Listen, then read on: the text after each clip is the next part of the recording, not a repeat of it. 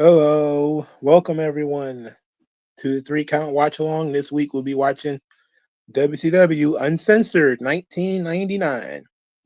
I don't know anything about this show about except what I'm looking at right now. Hulk Hogan versus Ric Flair, Rey Mysterio versus Kevin Nash, Hack versus Raven versus Bam Bam Bigelow. This show looks like it's going to be either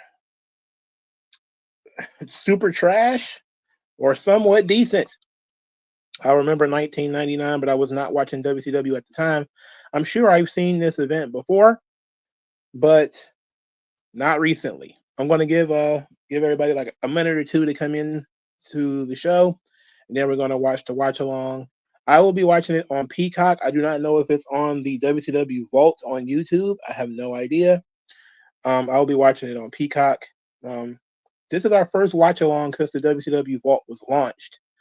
I don't know what they got on there. I haven't been paying attention. I know it's been a bunch of Thunders and Nitros from what I looked. They put a couple of pay-per-views up too, but it's been mostly Thunders and Nitros.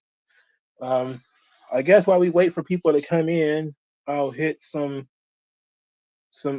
quick news just to get us started and have something to talk about, for 2 or 3 minutes while people, start to get in and load up their Peacock streams and all that stuff.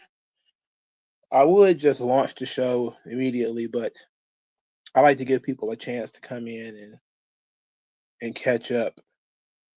Um, Apparently, there's going to be some interesting bits of news in terms of Alexa Bliss being pulled from the meet and greets. From what it sounds like, there's always some stuff with her. I don't understand what's going on with her, uh, or whether it's a WWE thing. But there's been a lot of conversation about whether she will actually make WrestleMania or not.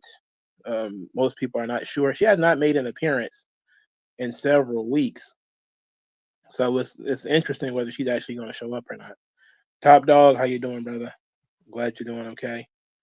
Glad to see the people stopping by. Alberto Del Rio, or Alberto El Patron, was banned from Tijuana for 6 months because apparently he threw a chair into the crowd because some fans were throwing coins at him. The guy's a psychopath. I mean, literally out of his mind. Being the nephew of Mil Mascaras, really going to his brain. I mean, it's just, how do you get banned in Mexico, of all places? He's lucky to only be banned for 6 months. Apparently, they throw money in Mexico. Like, that's one of the things that they do. For some reason, he got really upset about these coins. But it seems like every couple of weeks there's something with Alberto where he's losing his mind. He's attacking somebody, threatening to attack somebody, or just generally being a degenerate. I mean, what's it like walking around through life like that? You think just get away with anything? So those are two things that I guess were worth addressing. Maybe I was thinking about doing a longer form video on Alberto, but I was like, nah, ain't no point. Maybe if there's a longer form article or something, I'll go through that. But overall, I mean, what is there to talk about? He's a knucklehead, and he's been a knucklehead for over a decade now. I mean, he left the WWE in what, 2015, 2016, maybe 2017, and he's been nothing but a fucking idiot ever since. Um, all right, one more minute, and then we're gonna launch the show, and hopefully everybody's got your popcorn, your your caramel popcorn, your speaking of caramel popcorn, do you what's your favorite caramel popcorn? Um, because you got the Crunchy Munch, which is the classic, but then you got some of the other ones that kind of hit on some hard shit too, you know. Um, so I'm very interested in what everybody's favorite caramel corn is. I know that that stuff is pretty good. Caramel corn, man. Maybe I'll get some for WrestleMania. I haven't had any caramel corn in a long time. All right, about 10 more seconds, and then we're gonna launch the stream. Well, 3 more seconds actually. I'll give everybody a little bit more time. I'll launch it at 5.5, so maybe another 25 seconds. So Nick Khan and TKO are really ruining WWE ticket prices. That's true. Ain't nothing wrong. That is what it is. 10 seconds. I think Cena promo should have been simple, as his time is now. The toxic relationship bit should have been after Mania. I'm okay with that. 5 seconds. You create a faction, the Black Lagoon Company and the Cowboy Crew. That's pretty cool. All right, let's launch WCW Uncensored.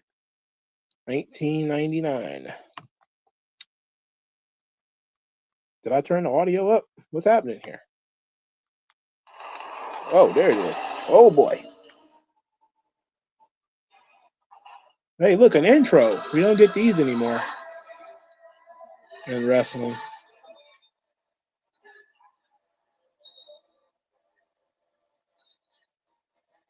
What are they? Oh, they building a cage?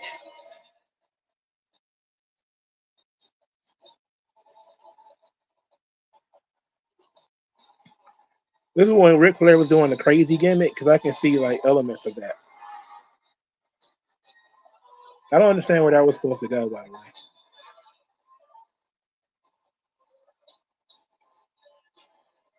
I'm going to tell you guys the God's honest truth. I have never been a big fan of the Ric Flair Hogan matches. I don't think I've seen all of them. I don't think that any of them were that great. They were okay. I think a lot of that had to do with Hogan's creative control and all that stuff.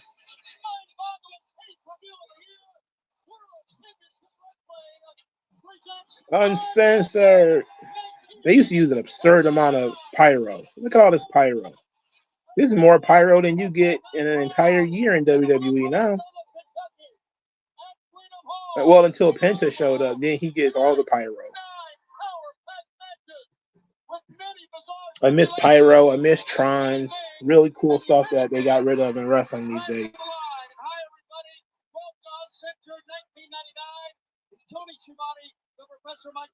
I don't like when they go to the desk first. Ladies and gentlemen, tonight, Hollywood Hogan. I like the logo to Uncensored. The lettering comes from like the Zodiac Killer. You know, they used to cut out the letters from newspapers and send it in. That's very cool. I just not noticed it though. WCW was past its prime at this point, but so I'm interested in how this entire card is going to look. I think the audio might be too high. Yeah, the audio's too high. Okay, sorry. But anyway, like I was saying, I like the logo because it reminds me of those old Zodiac Killer, serial killer things where they used to cut out like the letters from the newspaper and send it in to make a message. And the Uncensored logo looks like that. It's pretty cool. I wish WWE would borrow that. I mean, they own WCW. You can steal their logo ideas, right? What is this about barbed wire? Wait a minute. This match got barbed wire in it? Oh my Lord. Well, I can tell you, Hogan probably not about to touch that barbed wire, so I don't think it's gonna work. Oh, it's a promo first. Oh, the entire show is unsanctioned, is it? Yeah, right. I forgot that was the entire gimmick of Uncensored. The entire show was unsanctioned. In addition, tonight some very exclusive information on the WCW hotline. Plus, later on, all the results. If I remember correctly, Vince Russo hadn't come into the company yet by this point. I think he came in. Oh, yeah, he hasn't come in yet. He came in October of '99. So the booking of this show, I don't know what's about to happen, but I'm pretty sure the booking of this show is not to be blamed on Vince Russo.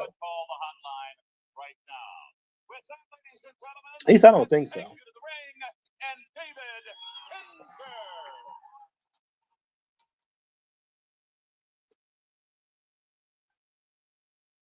Whoa.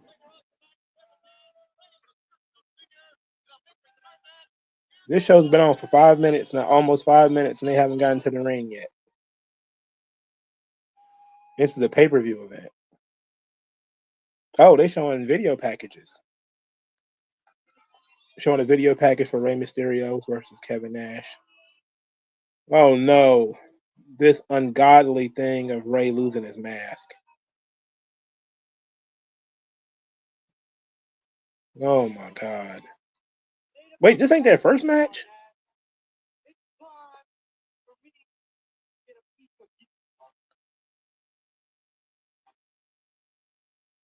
It's not even their second match.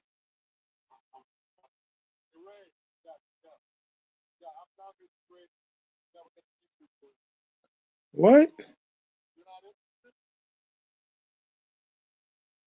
They was gonna put Ray in the NWO, and then they jumped him.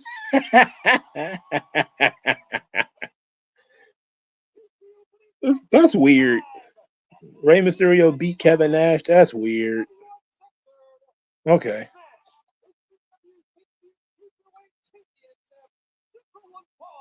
I don't hear nobody's theme song.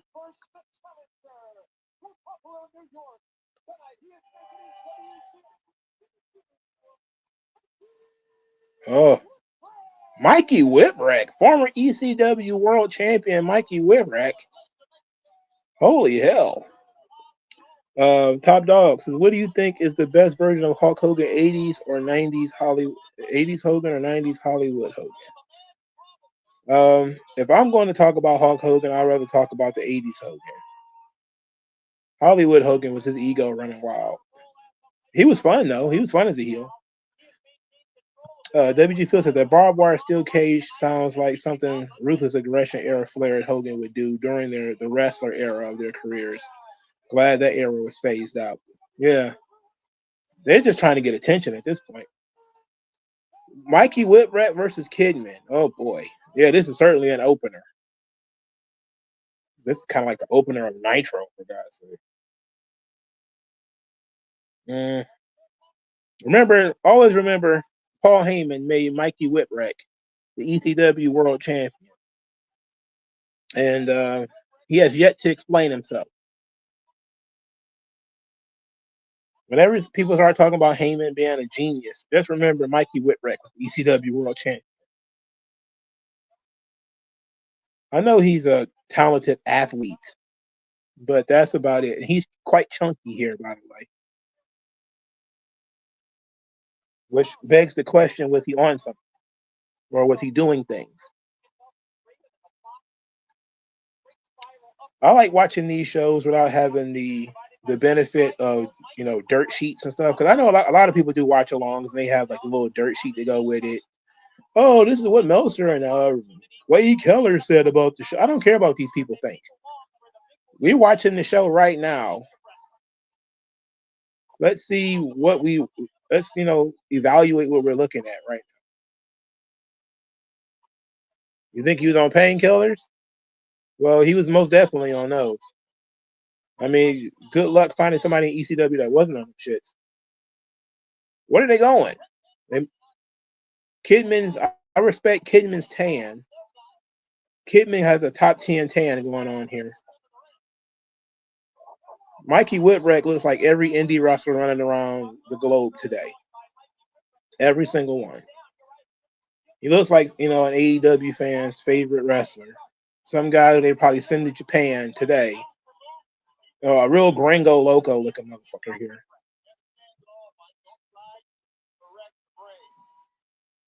Kidman wrestling in jorts.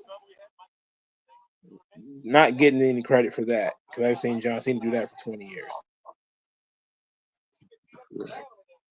And that shirt that Mikey Whipwreck is wearing is very 90s. The bow tie on the referee is killing me, though. Oh, that was a hell of a drop kick there by Kidman. I respect the energy these guys are putting in here.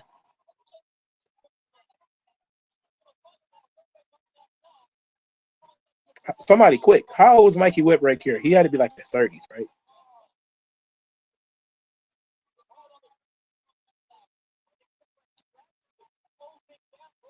A very 90s shirt he's got there. He's got like a dragon or something on it.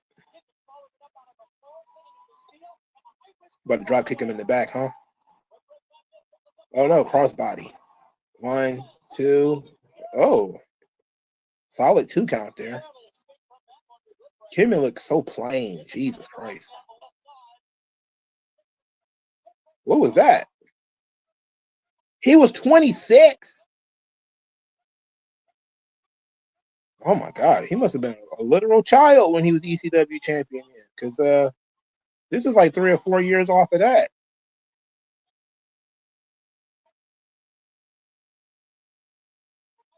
Jeez, that disgusts me even more about the fact that he was ECW World Champion. The ECW World Champion in his early 20s.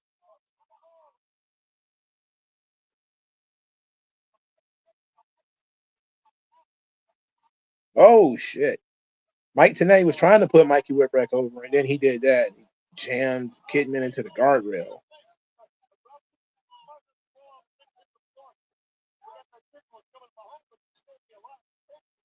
Ugh. I mean, Mikey Whipwreck just looks like you see him at the bodega buying a pack of cigarettes. You know, regular skater, worthless youth. I can't believe he looks like a 34-year-old truck driver, and he only 26 here. Jesus H. Christ. What did he do to himself? What is he doing to Kidman? Oh, there's an Indian Deathlock? The people don't appreciate this. The people don't appreciate the Indian Deathlock, and it's not put with. Oh, interesting. Oh, he's just pulling the hair now. That's lazy. He can't get underneath the chin. It's a decent hold though. But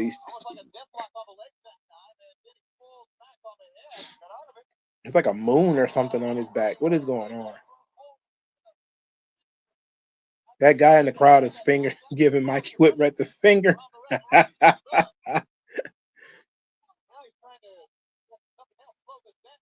Oh, slingshot leg drop. Jesus Christ. You said, didn't Roxanne do an Indian Deathlock last week? Maybe she did. I wasn't paying attention. She seemed like the kind who would do something like that. You don't see them like they used to, though. You see them shits and the short arm too. You see those all the time. That was a pretty stiff strike right there. Another very stiff chop.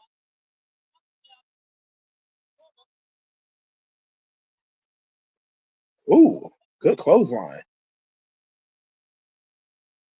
This is a nice little high energy match here. They're moving at a nice pace, but they're not going too fast. He's missing like a lot of these stomps.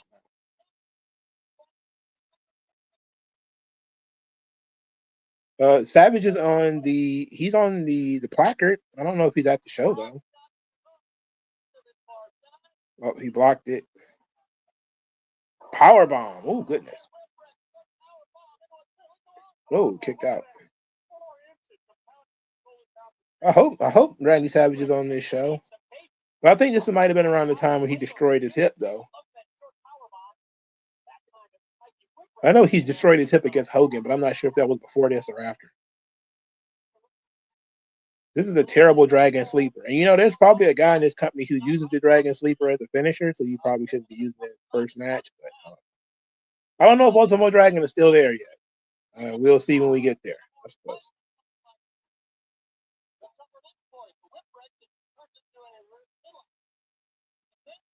Primetime Podcast says Savage isn't on this show. He doesn't appear back in WCW until the next month. Oh my goodness. What a bump.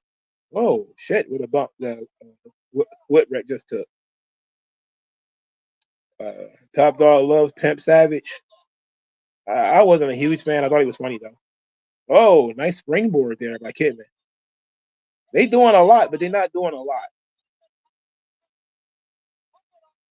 Yeah, that was weird. Very weird springboard there.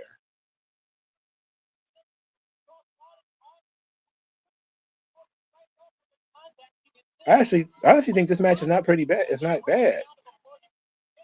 Despite the fact that I don't like Mikey Whipwreck.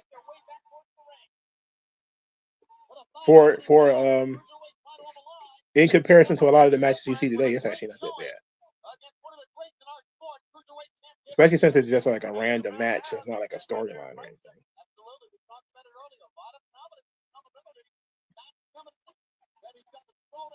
That punch was terrible. Oh, slingshot. What was that? Foot on the ropes.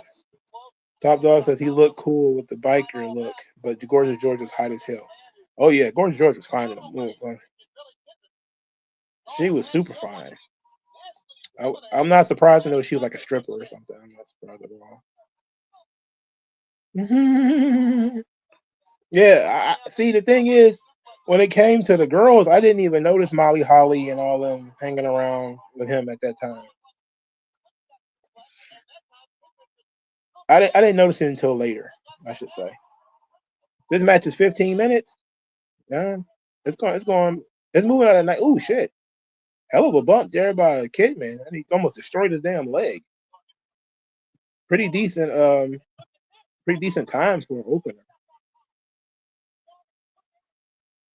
Oh, jeez.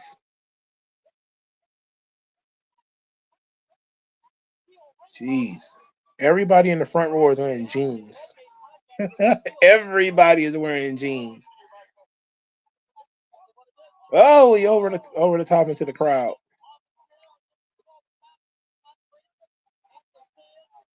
Oh my goodness. What's happening now? Oh, Whipwreck just tried some kind of senton. Kidman moved, and he splattered all over the floor. And now this chubby faced guy is taking a bunch of pictures. He looked like Will Ferrell in a larval form. But look how many fans are there in a WCW show in 1999. And that place looks packed. What was the attendance in this thing? Easy Dame is hot. Yeah, she's okay. She ain't ugly, that's for sure. Oh, sheesh. Sheesh. He said, you want to ask these front seats how much their ticket cost? Man, that shit's probably, I would say about $90-$100, which would have been a lot at the time. I can't imagine it being more than $200 for front row seats in 1999. I can't imagine it being more than $200.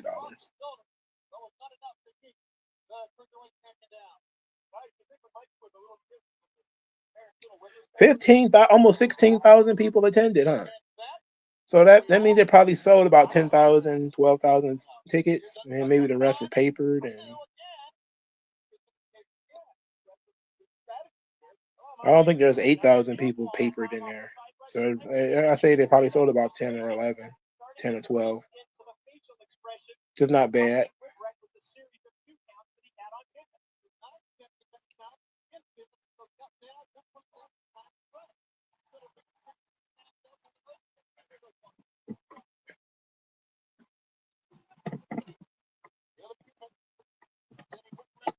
I think Whipwreck is. Oh, I just watched. Well, I'm not gonna say I just watched it, but I watched Not Tom King. He talked about Mikey Whipwreck in WCW. I know he wasn't there very long, and he worked mostly B shows after this. But what an interesting time. And, I've never seen him in WWE. Unless he made like Velocity or something and I wasn't paying attention. But then again, sometimes people do show up on Raws and things and I don't pay attention. Hell of a clothesline there by Mikey Whipwreck. I'm watching it on Peacock. So if you have like commercials and stuff, then you're probably gonna be slowed down. Primetime Podcast says it's hilarious that people criticize WCW for being the main event guys being too old. Fast forward 27 years in WWE and people say it's full of star power. Right. That was mostly because WCW, Vince did a really good job of making people think that, Savage and Hogan and all these guys were super old. And they were. I mean, Hogan started his career in I'm pretty sure he was wrestling before 1980. But he probably wasn't like doing a lot before 1980. But Savage absolutely was wrestling in the 70s. And so was Flair. And those were three of the main guys in this show. Hall had been wrestling since the mid 80s and was in his 40s. And Diesel had been wrestling since the late 80s, and he was in his 40s too at this point. Well, almost 40. I think both of them came to WWE there in the mid 30s. So they've been almost 40 at this time. So a lot of the roster was pretty old in WCW at this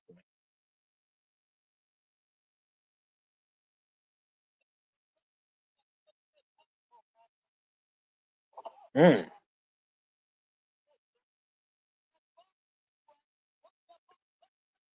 Oh, flying clothesline by Mikey Whipwreck. Jeez. Good 2 count there.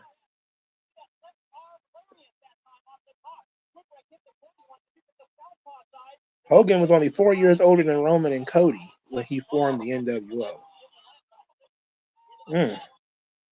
That means he's younger than John Cena is right now. What was that?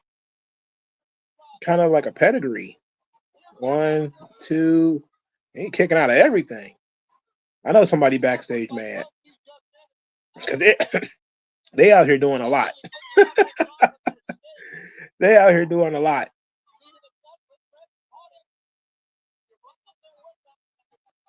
Who gave them so much time is what was tripping me up.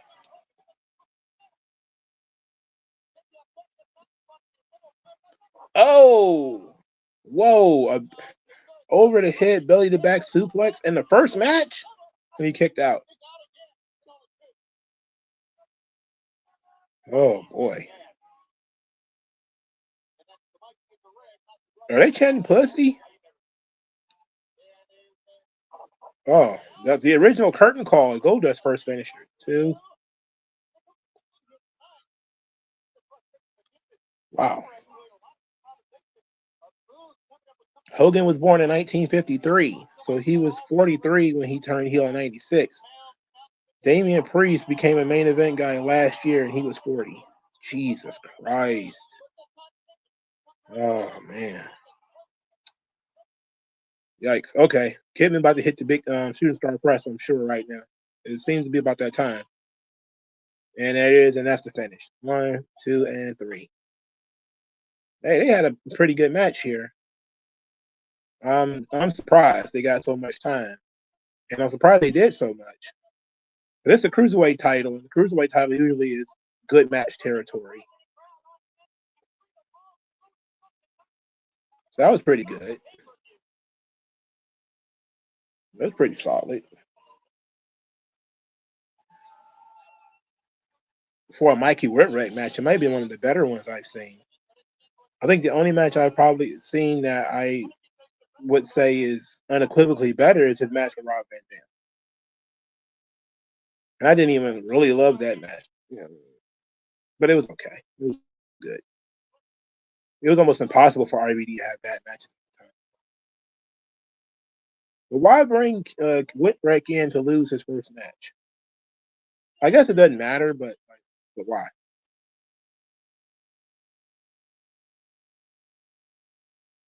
I mean, at the same time, though, is it really worth complaining about? I mean, it is Mikey Whipwreck. He sucks.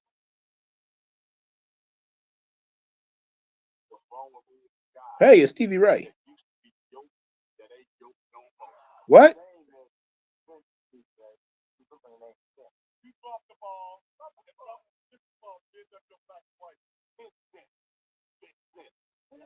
$10 Vincent. A Harlem street fight?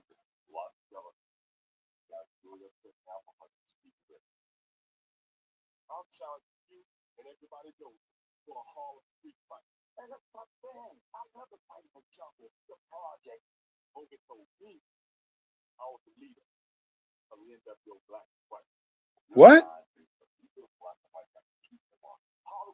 Are you serious? Oh, I'm just now starting to pay attention at Hogan riling them both up. I wasn't like I was so focused on the shit Stevie Ray just said that I completely missed that Hogan is in both of their ears talking shit. I'm like, Stevie Ray the leader. Then I'm like, wait a second. Hogan is whispering in Vince's ear too, so it makes sense. He's just winding him up. Virgil is the worst promo in the world. I hope this match is like 2 minutes. Stevie Ray needs to eat this guy alive and call it a day.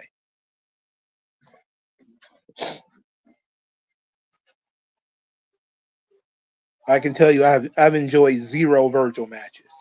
0. So I can't imagine I'm going to like this one.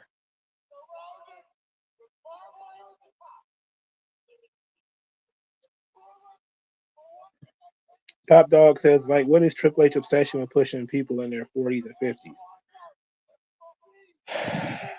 I think that he wants to squeeze all the juice he can out of that thing before he's forced to move on. And a lot of these guys, they kind of want to try things for the first time without Vince being there. Most of them have never worked without Vince, so they want to try something else. I can't be mad at them. But you see Steve Austin staying away from that shit. They don't want nothing to do with these weirdos.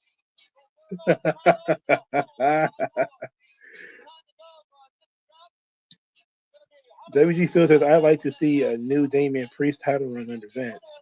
He could have been on par with Batista. It might have been interesting, I think. But I think Vince probably would have pushed him to the side at this point. Top Dog says, like wrestlers nowadays are considered new young stars in their late 30s and 40s nowadays. Yet back in the 90s, guys like Bret, Hogan, Savage, Piper were already legends at that age. Well, Bret won his first title at 35, so he wasn't quite legend yet. But he became one pretty quickly. By 96, I think most people were pretty set on Bret being a legend. And he had only been winning titles for about 4 years at that point. Everything about Virgil is a disaster. Rest in peace, though. Peace, God.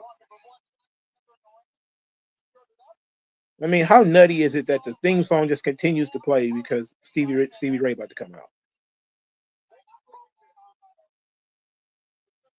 Like, you know the NWO storyline is going on too long when they start fighting each other in mid-card matches.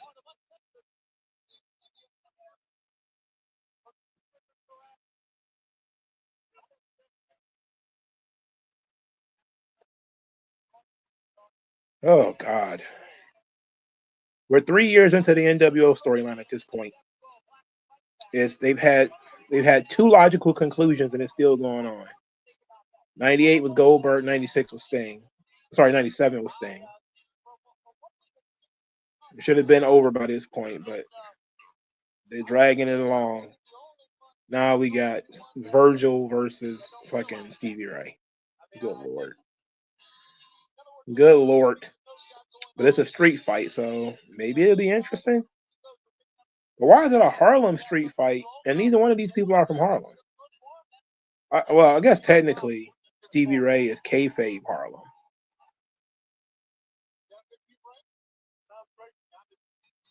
He wearing wrestling gear.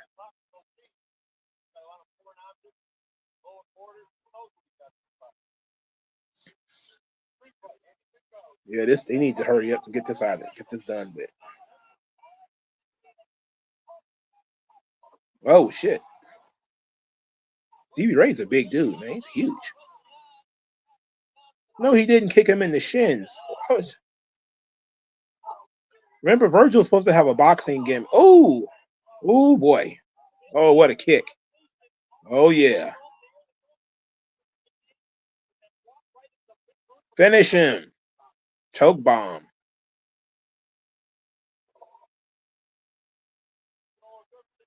Jeez. Why would you book this match on a pay-per-view though? Like what? Why would you book this match on a pay-per-view? This is absolutely something you put on Nitro. But I guess it didn't matter because it was NW. You still don't understand why Virgil, because they brought in Ted DiBiase. And the whole point of the NWO initially was that it was an invasion. So they started bringing in and putting in old WWF guys. So Ted DiBiase was in there. They put Dusty Rhodes in there, even though Dusty was not really a WWE guy. And then they put Virgil in there.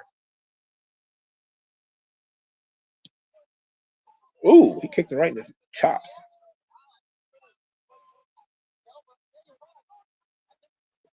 Don't let Stevie Ray's haircut fool you. He's serious business. This is a street fight. They're not using nan weapon. Oh shit! He just that was a great bump.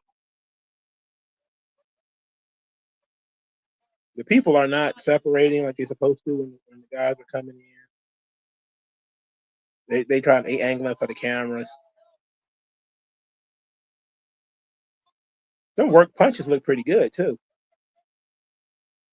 Look how comfortable you have to be to throw worked punches right there in front of the crowd.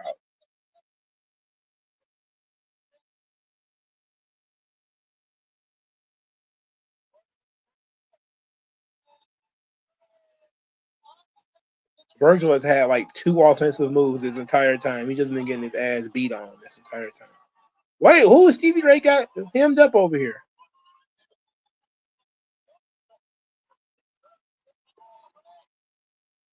Look at all these chairs they got laying down here. You can't see shit from over there anyway.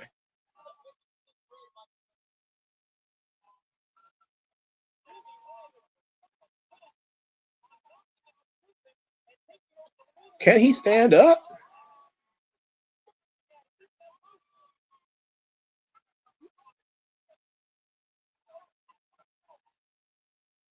He said he's the leader of the NWO, goddammit. I'm pretty sure Virgil agrees. He wants this ass whooping to stop. I'm pretty sure he agrees. Whatever you say, boss man.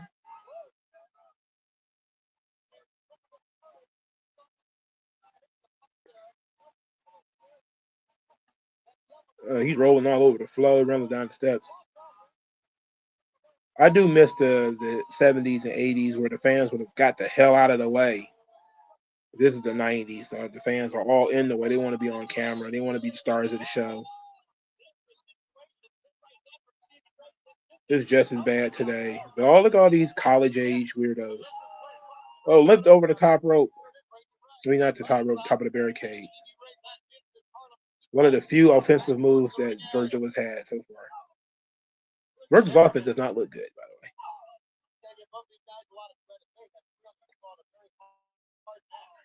That hammer fist looked pretty good, though. I don't know. It looked like Stevie Ray might still be number 1 to me, boss.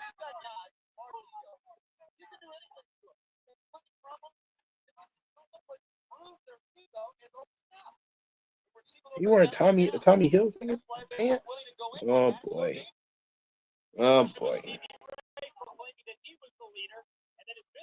What is the rules of this match? I know it's a street fight, but like, is it pinfall, submission, knockout only? Did they specify, or I'm assuming there's going to be some kind of pin? Yeah, because he's going for a pin now. 1, 2, get out of here. He's wearing 1 knee pad. He's a very serious man. He's wearing 1 knee pad. Very serious business. Top Dog says, did the fans want to be the star of the show in the 80s and 90s, though? Well, they want to be the stars of the show in the 90s, not in the 80s. They were into the product in the 80s. He beating the shit out of this guy. I got to say, Stevie Ray looks very legitimate. He looks like he's laying his shit in, but it doesn't look like Virgil is dying. And, looking at Stevie Ray now, it's crazy because his stuff looks far more legitimate than most main event guys today. Yeah, what was that about? What the fuck was that? What happened? They both just fell over. His milk dud dome hit Stevie Ray in the head. All right, who's coming out here now? I heard there's a dog collar match on this show. Oh no. Baldy Horace Hogan. Now he thinks he's the leader.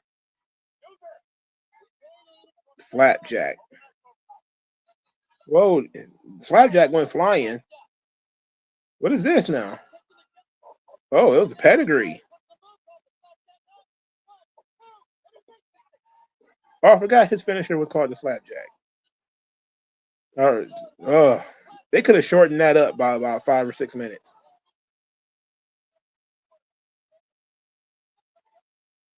Okay.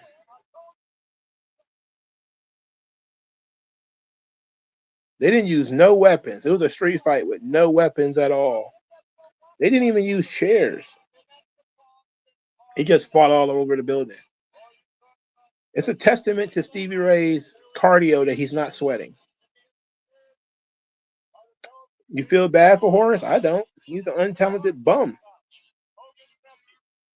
But he was Hulk Hogan's nephew. That's why he got a job.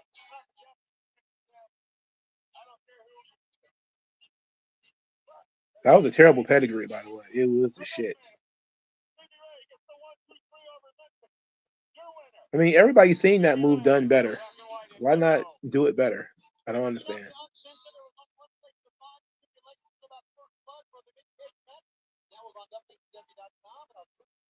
Wait a minute. What's happening? What's it about First Blood? Oh, Jericho. Hey. How you doing, sir? Any more ridiculous than you already have.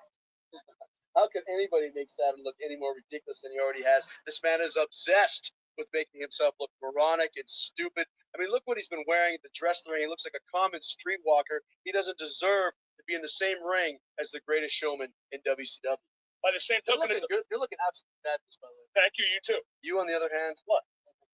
Not a dog collar match. You've never been in one before, but to a talent as yourself, obviously, feeling like the first time is never a bad thing. Well, I've never been in a real dog collar match before, but I am the Swami of dog collar matches because, I mean, how hard can it really be? Take the chain, I'm going to whip it across his back, try and whip some sense into his bald bombshell head, and let him realize that he looks absolutely atrocious in his little ensemble. Now. Oh, no. Okay. Here comes some NWO Wolfpack guy. Probably some jabroni, right? Absolutely, he does give me Luke Gallows vibes. A-Train ass.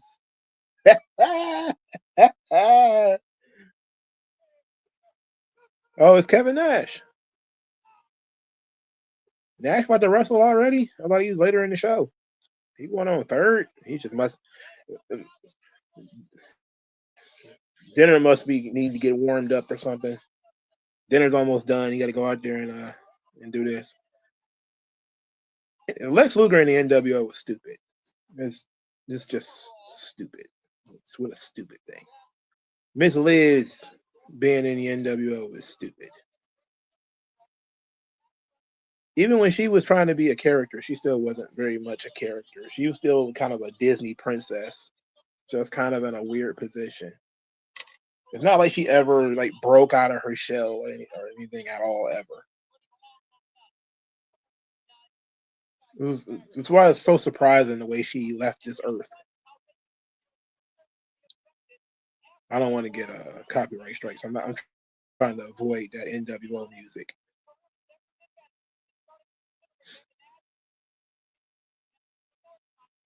Everyone is in the NWO. Oh my God, that's the problem. You're 3 years into this thing. You got half the world into the NWO, for God's sake. Where are you into Ms. Liz back in the day? When she was in WWF, yes. Not really in WCW. I never really got it. I didn't understand why she was there. Like, thought she was pretty and stuff? Yeah. Especially when they used to dress her like Cinderella. You couldn't help it. You came out dressed like Snow White every goddamn week.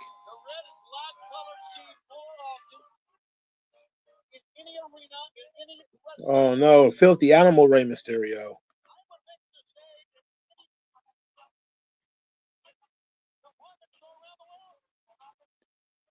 I ain't got a wrestling pants. The camouflage joints. Oh, that No Limit influence. I hate it these days. What a tough time this was to deal with. They should blur his face on Peacock. They blur. They should blur his face. He was a grown man here, by the way. And he looks like a 14-year-old boy.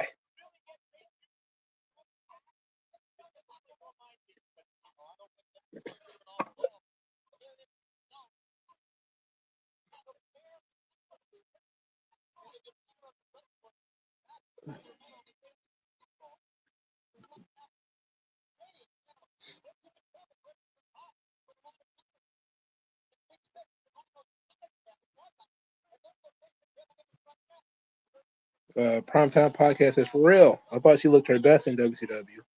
Macho Man looked out for her and got her a job in WCW. Macho Man still cared about her. Yeah, she didn't fit then. I don't think she really fit in WCW. I don't think she added any. Oh, wow, what a boot. Outside of her turn, when she turned on Savage and joined Ric Flair, I can't really think of anything substantial she did in WCW. And being a part of the total package with Lex Luger. That was pretty cool. But outside of those two things, I don't know nothing else she did. Oh, boy. I will say this. Nash, you got to give him some credit. He got a lot of credit for creating the whole vanilla midget thing. But him working with cruiserweights and him working with the X division was his attempt to try to get the smaller guys over and show personality and stuff. He didn't get no credit for that. I'm all for giving Nash credit. That was a weird counter, by the way. Oh, leg drop. What is this now? He missed that spinning wheel kick, though. I didn't see no contact there. Look at how the crowd is going nuts over this. And Ray's offense is somewhat believable because he's not just bumping them all over the place. He's using, speed and springboards and stuff. He ain't standing there toe-to-toe and punching him out. Whoa.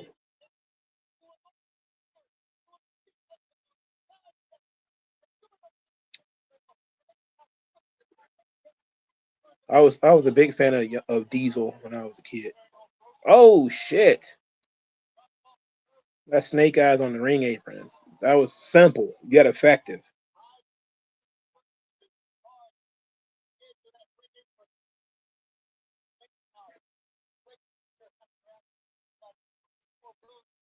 And he picked him up by his back. He picked him up by his belt. You only see Brock do stuff like that to people now.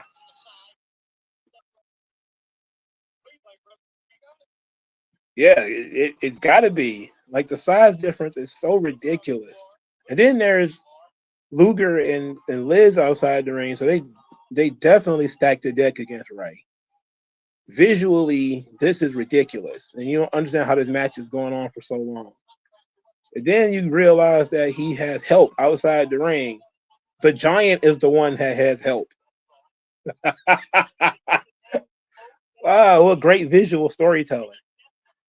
And Nash doesn't have to do a lot because Ray is tiny. All Ray got to do is sell. It's going to take some bumps for sure, but it'll be worth it.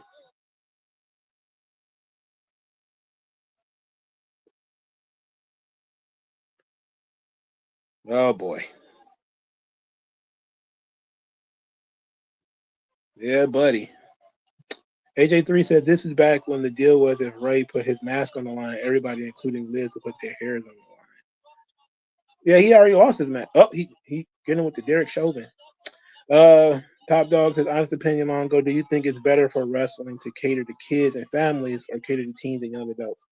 I deleted a video twice that I made talking about this very subject.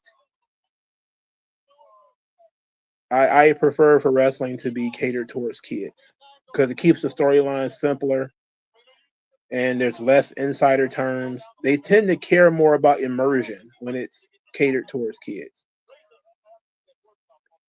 And they seem to focus more on characters when it's catered towards kids. Oh shit. What a clean jerk that was. Oh. What an atomic drop. and he thinks that's hilarious. Oh my God. Holy shit. But I'm gonna do. Oh, he kicked him right in the nut, right in front of the referee. Referee. He kicked him in the nuts. Okay, never mind. I'm gonna make that video eventually about how wrestling needs to be catered towards children and not 40-year-old neckbeards. But it's been hard for me to put it in words. I tried it twice, but then again, I tried it also this morning before I went to work. Well, actually, I was at work when I did it.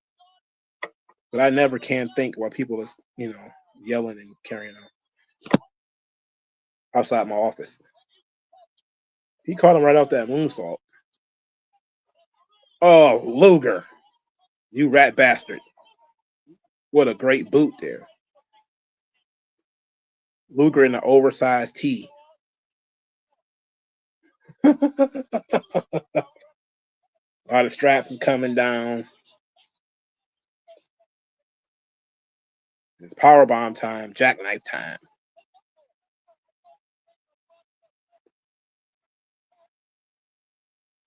If only they weren't doing the cool heel gimmick, this match probably would have worked a whole lot better.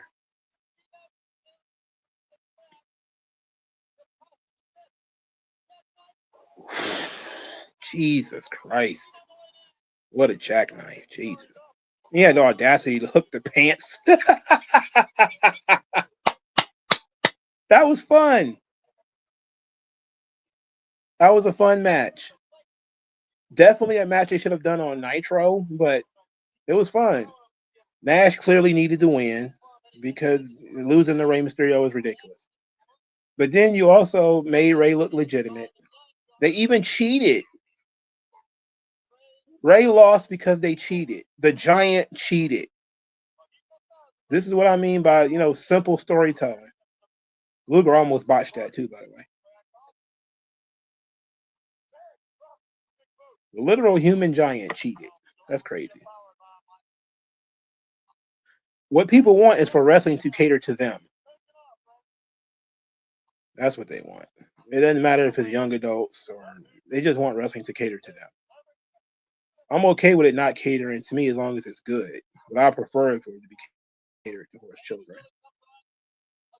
Because they believe in it and their emotions are more real. And I think they need role models. And that's really where I was when it comes to why I felt like it was probably better for kids, because I think they need role models. You say that violence begets violence.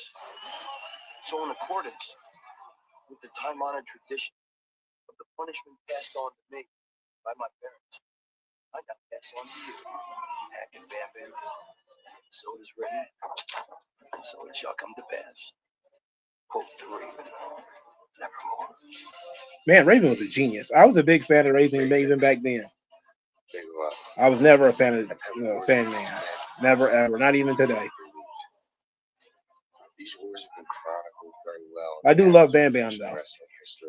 I really wish Vince had kept his word and he got that main event run in '95, but it didn't work out. Vince lied to him. Think you're hardcore, Bailout? You think you're extreme right now?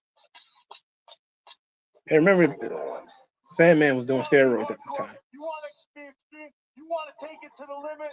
Well, Raven, well, Hack, you got it. Bam Bam Bigelow, the piece of me. It's a king. It's a master. Bam Bam not being a main event guy in WCW was sick. They certainly could have used him, for God's sake.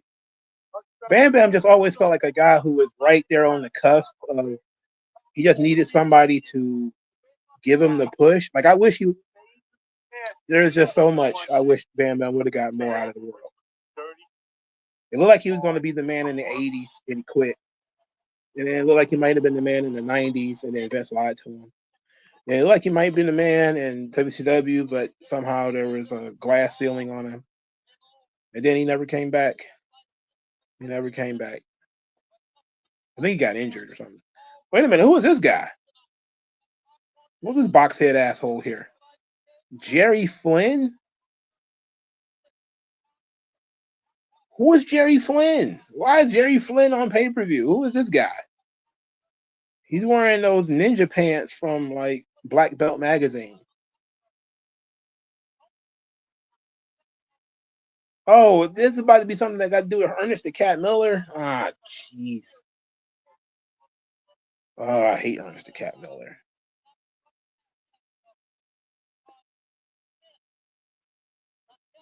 Wait, he about to wrestle two guys? Hopefully this match is 30 seconds. This this dub theme for Ernest the Cat Miller is terrible. It's the shits.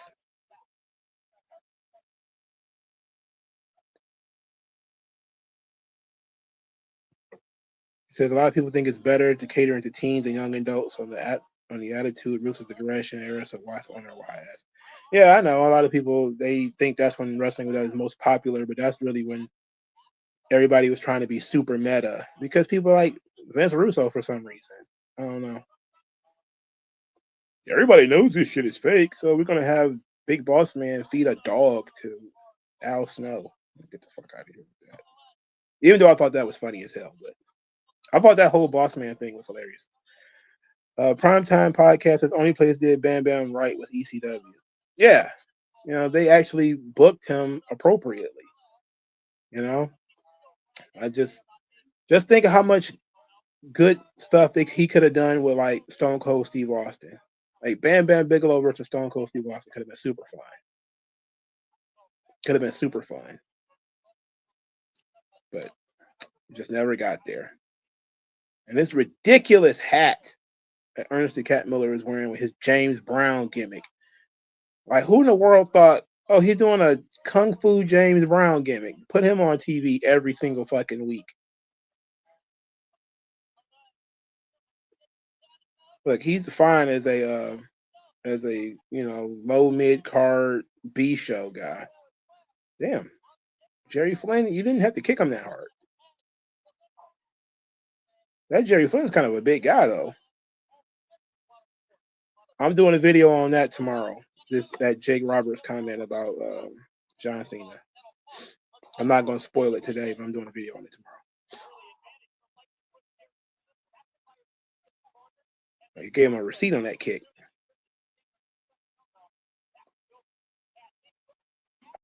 I have no idea where Sonny Ono came from or where he went, by the way.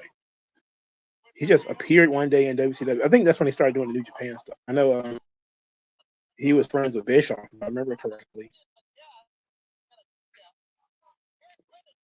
But he was there in the early 90s.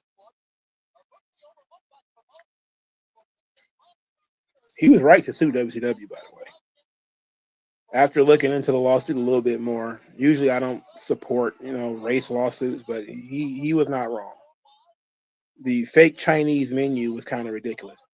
And the Vince Russo being an idiot, saying what he said about Asians and Mexicans, pretty much set him up for failure. Is Jerry Flynn like their Steve Blackman? Because that's what I'm getting here. This is very Steve Blackman.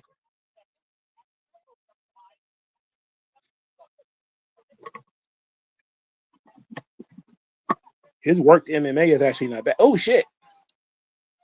It's not great, but it's better than what you would usually see at this time. Oh, he kicked him right in the kidney.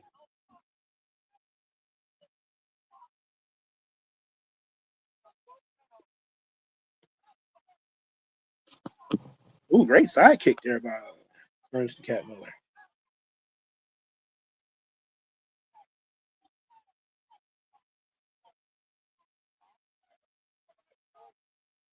Seeing all this stuff just makes me wish Bob Sapp had got into WWE like they planned. That sucks so bad that he didn't make it. I'll forever scream from the rooftops that both Bob Sapp and Kimbo Slice missed their real call in it going into pro wrestling.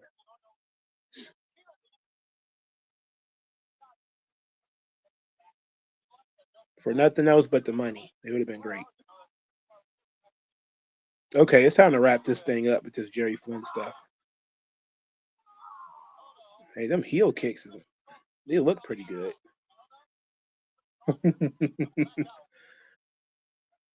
He's a great little squirrel character too, man. He's fun.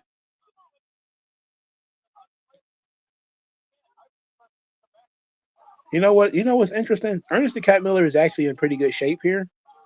I think a year or so later, he would just be chubby as all hell and not in any way looking like an athlete. And he started wearing those ridiculous like leopard print shirts or whatever.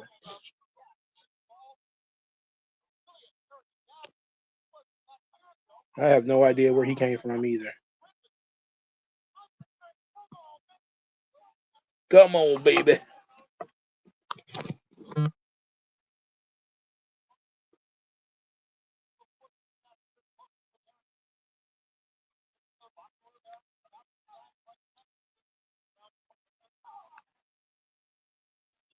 Ooh, spinning kick. Was Ernest the Cat Miller? Did he take like Taekwondo or was it kickboxing or something? I think it was Taekwondo from what I remember. Taekwondo was like 99% kicks, and in the Olympics, it's all kicks. If I remember correctly.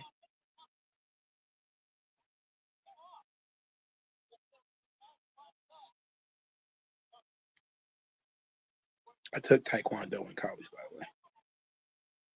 I learned that and kickboxing.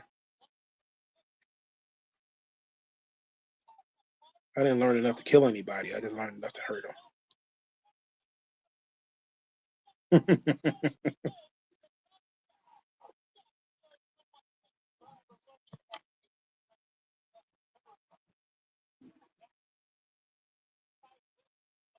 What is he doing?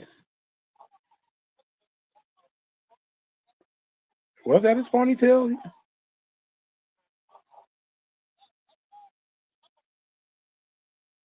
I mean, who was the genius? Like, look at all those empty seats. He came from karate. Oh, karate is useless.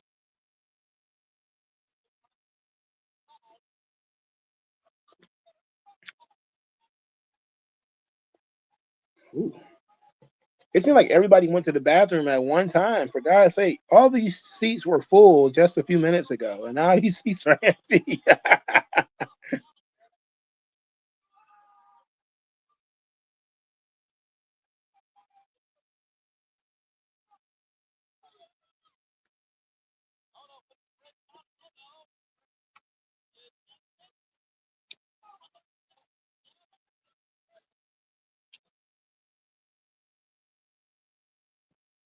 The amount of like black martial artists that have come into pro wrestling is actually pretty entertaining. Even though Bad News Brown was a judoka, which technically is like throwing and grappling. It's not really like a striking thing.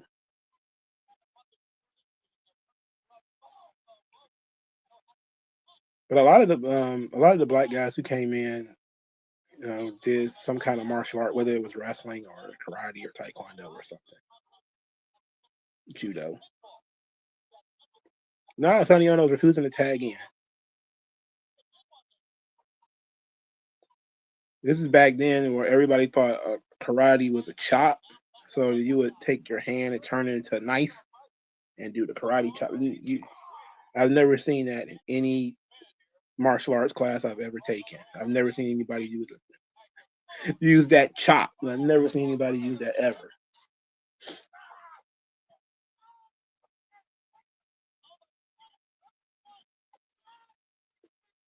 Oh, oh my God! Thank God it's over.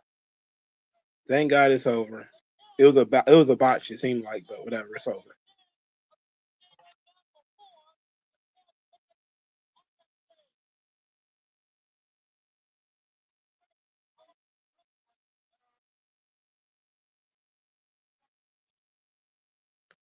Who? The Emperor. Yeah, just end this. Get that out of here. Get these people out of here. Move them along. Hey, it's Benoit. Ooh. Number one, Wyndham and Henning. You took that opportunity. Excuse me, Barry Windham and Kurt Hennig versus Chris Benoit and Dean Malenko. I'm down for this. Is when you come to the grim realization that you've been outsmarted. Barry Windham. Look familiar? I know what that feels like. Remember that sound, Kurt Hennig? This is for the belts. This is the only belt that's going to touch my skin. Hennig and Benoit about to be in the same match. And this is the only belt that's going to Barry Windham and Chris Benoit about to be in the same match. You're only going to be wannabes all your life. And it don't even matter that, Barry Windham is over the hill at this point. Losers till the end. It's about revenge. I'm locked in. My 80s wrestling fan in me, I'm locked in. Late 90s, Barry Windham. I'm not sure how this is about to look. But wait a minute, what's going on here? Now we got Bam Bam Bigelow out here. God damn it. All right. Okay.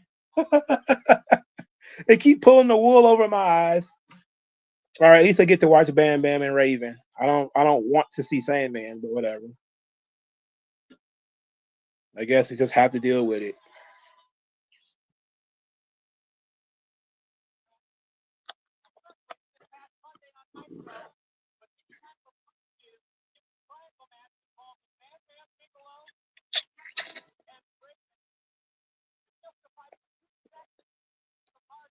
The king of hardcore. This fool come to the ring wearing barbed wire. They are promoting barbed wire in the main event, and this guy comes out wearing barbed wire. Are you serious? The geniuses of WCW.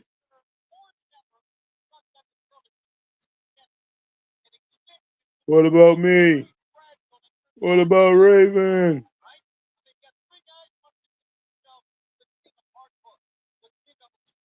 Raven with a theme song is not a good idea. I like when Raven came out to silence.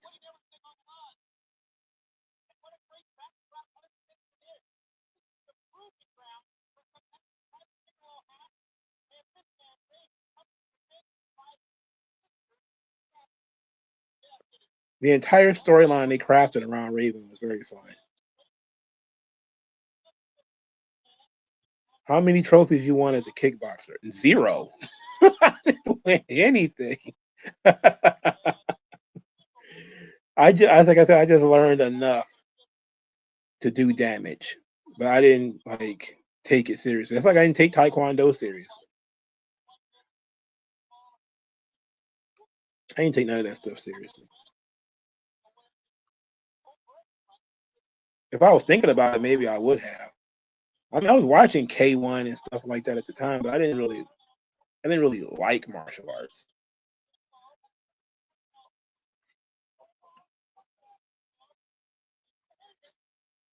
I wanted to chase girls, not kick boards,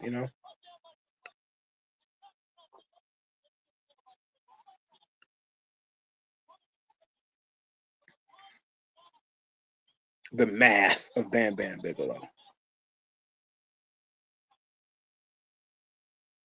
Oh, now she's bringing all the weapons. Her tan is out of control. What's over her face?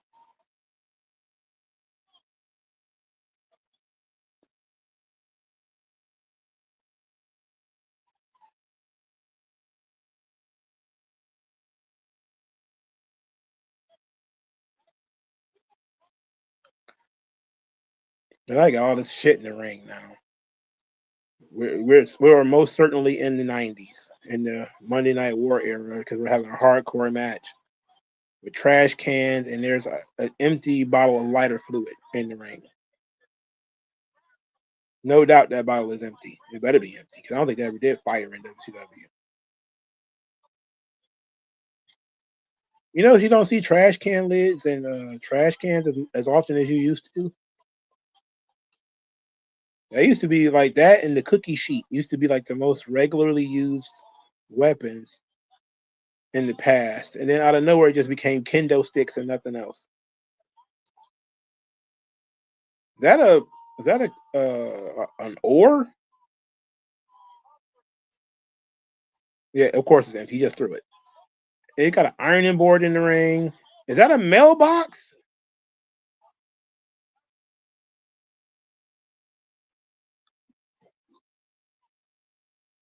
Jeez. There's like some bolt cutters or something like that in there too.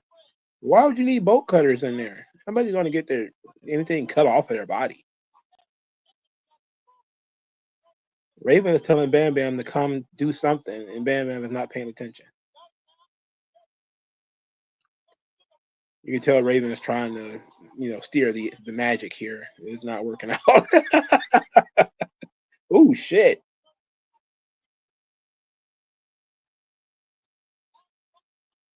Ooh.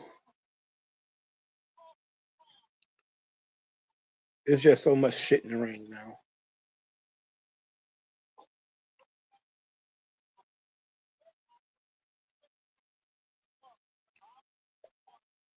Chastity. I'm trying to remember if I remember where she went. I don't remember where she came from. I don't remember where she went. She just appeared, I guess. That's one of those WCW onlys. I don't remember ever seeing her anywhere else. Unless she was in ECW, like during the dying days. But I think I would remember seeing her there too.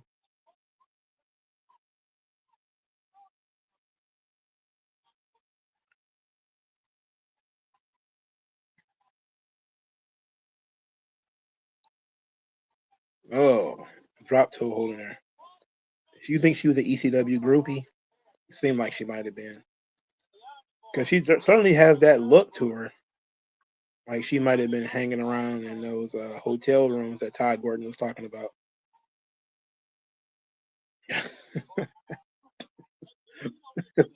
Oh, that was weird. I shouldn't have said that. That was weird. But it feels right. So I'm gonna stick to it. Sandman, will you get up?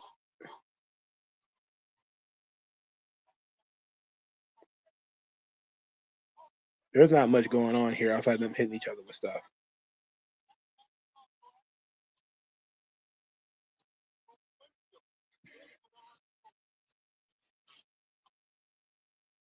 Raven's trying to direct traffic, but both of these guys are like non-compliant. He's building shit in the. Why are you building stuff with these busted up trash can lids?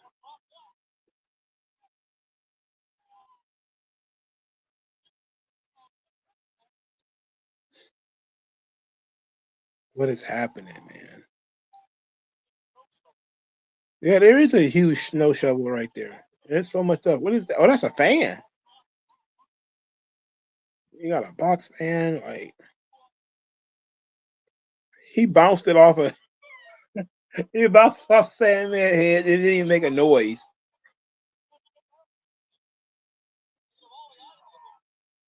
The weapon they've been using the most has been the ironing board and the pieces of the ironing board.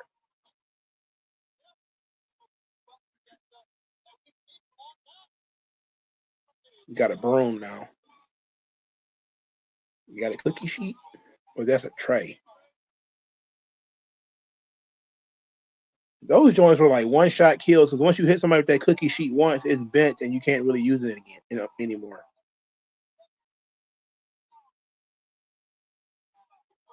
Oh, that ore in the nutsack.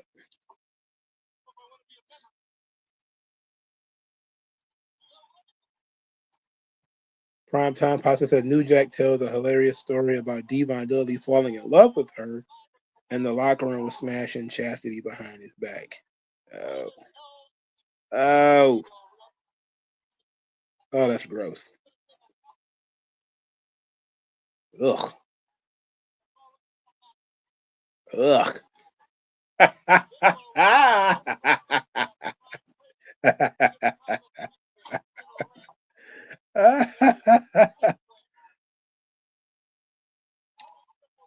That sounds like something ECW would do. They set a guy up for failure like that.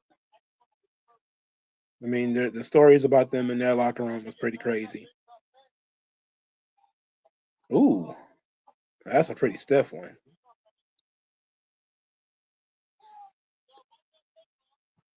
AJ3 says Chastity didn't have the personality to be as memorable as other ECW women like Francine and Beulah, but she was an okay valet, generally fine at running interference. It could take a bump or two. I was wondering why they never brought Francine into WCW, did they? Oh, what? What was that? What are they trying to do?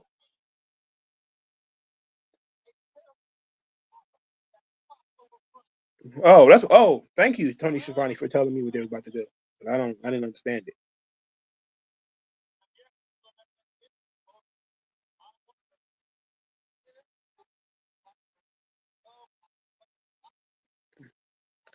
Like try to do that Hurricanrana.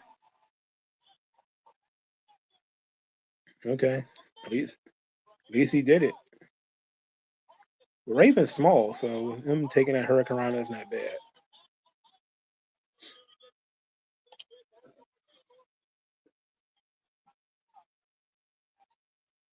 We got a table.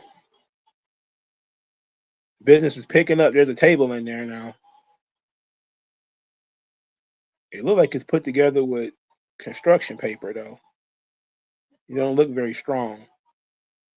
It ain't looking too sturdy.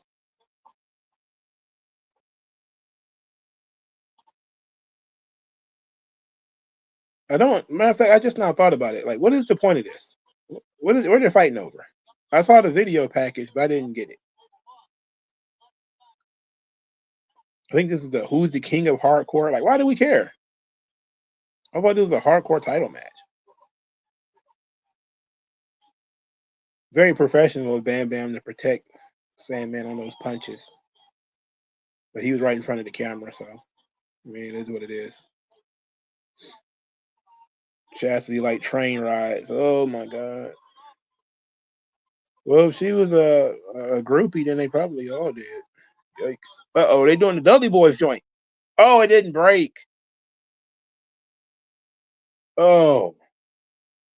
Oh my goodness.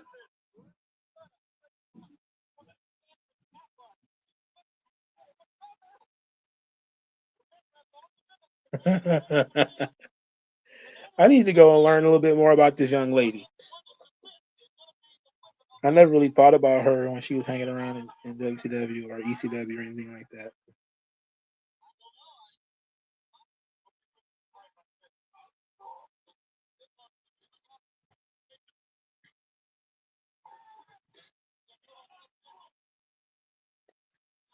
But they had probably the grossest looking groupies of all time, though, bro. Every ECW groupie that I've ever seen has looked rough. With the exception of like Missy Hyatt. I heard she was like a groupie too. Oh shit. Kendo stick to the head.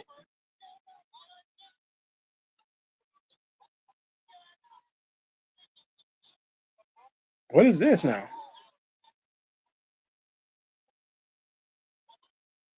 What is that?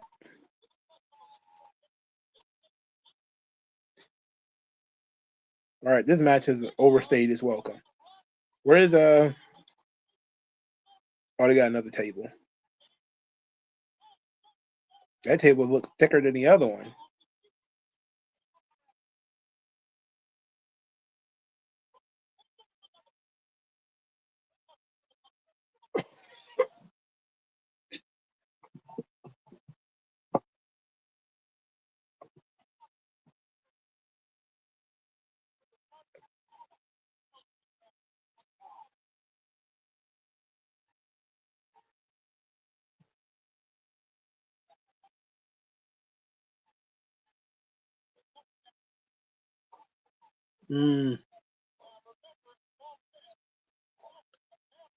These are before the days of the broken tables where the tables are break super easy.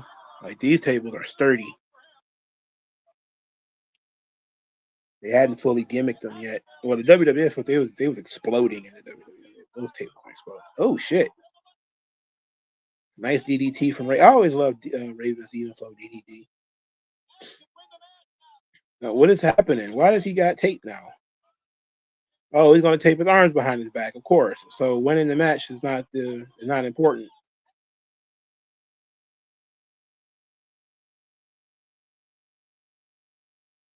Across the meaty arms of Sandman here. It's taking a lot of time.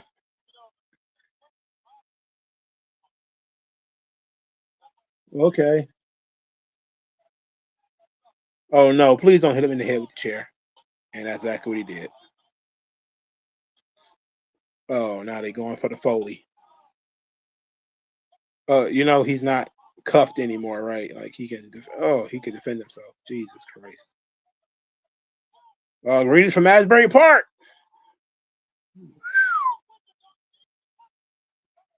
Yeah, that's the finish, brother. Time to wrap this up.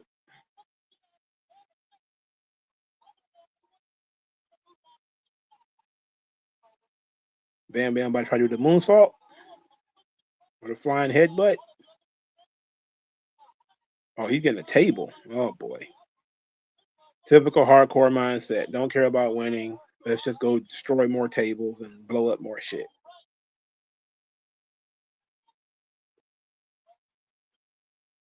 No, it don't look good at all.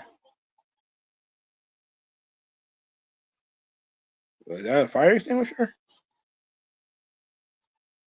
What is he letting off the fire extinguisher? Oh.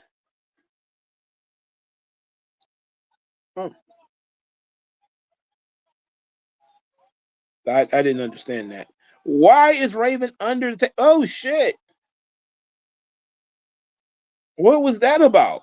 That didn't even make sense. He was going to moonsault the table with Raven under the table. Why? Why was he going to do that? Why was he going to do that?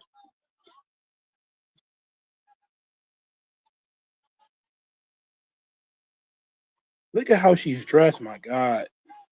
She's like a heroin addict. Yeah, what was that?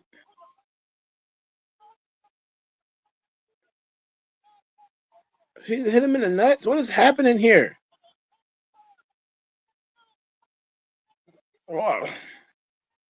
Oh, what was this? She just randomly turns on Raven. That was weird. She looked like she stepped out of the 1960s. Straight up heroin San Francisco look. Jesus H. Christ.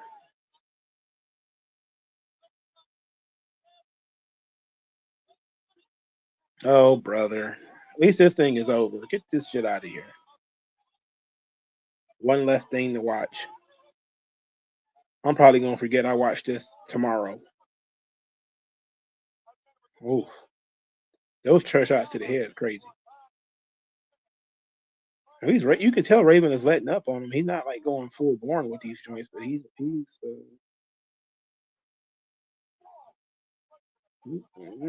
ain't going too hard, but shit.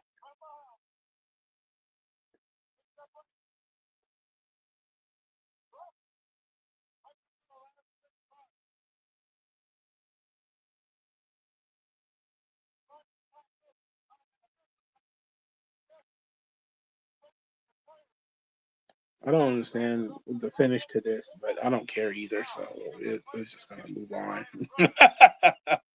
Why she turned on Raven? I would imagine I had to watch the show to know why the two of them have a bad relationship and why she headbutt him in the nuts. But why did it take so long for her to get to here? That's the issue I'm tripping on.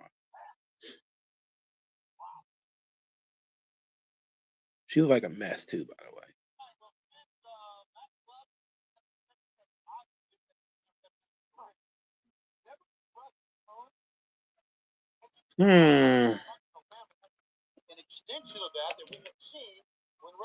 Mike Tenay's still alive, isn't he? He's like 70 something like that, isn't he?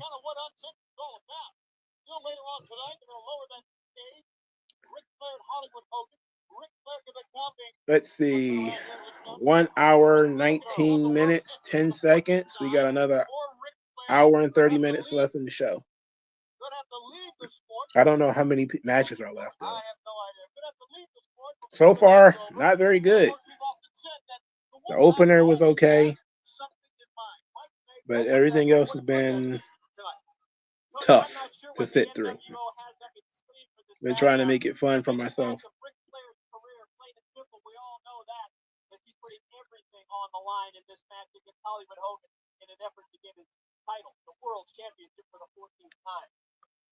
I agree.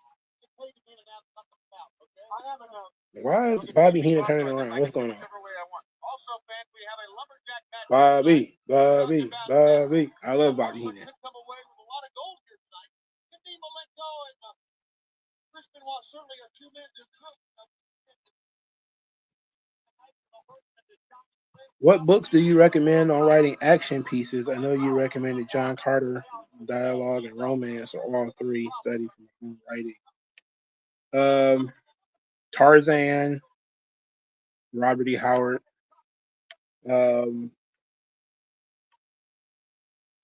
Okay, this is what I wanted to see here.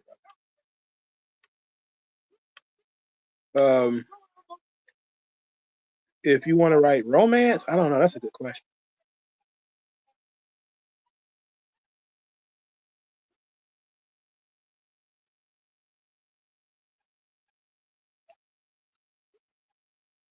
Prime Time says, you think a babyface NWO Wolfpack could have worked. It seemed like they were heading in that direction with the double turn they do at this event. I thought that's what they were in the first place. It seemed like that was the goal, was for NWO Wolfpack to be the baby faces and NWO Hollywood to be the heels. And I think that would have worked because you had the cool guys in the Wolfpack. And the problem is just they mired it down with a bunch of other guys. That's a stupid fucking haircut you got there, Bill DeMott. And what would possess you to get that haircut? Prince Ikea also looks stupid.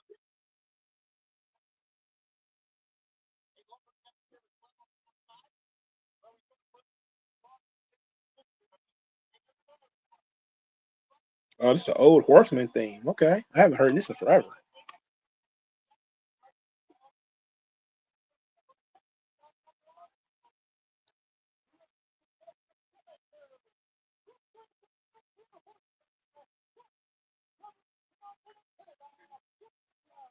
Is this still spinning out of Henning refusing to join the Horsemen? Because that seemed like that was a long time ago before this.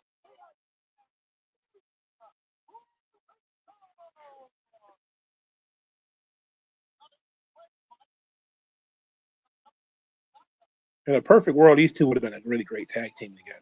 Malenko and Benoit. This is like the West Texas Rednecks or something like that.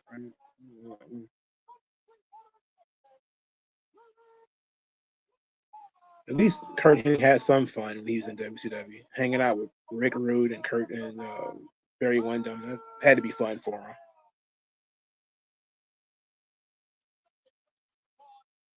Oh, they got the double denim going on.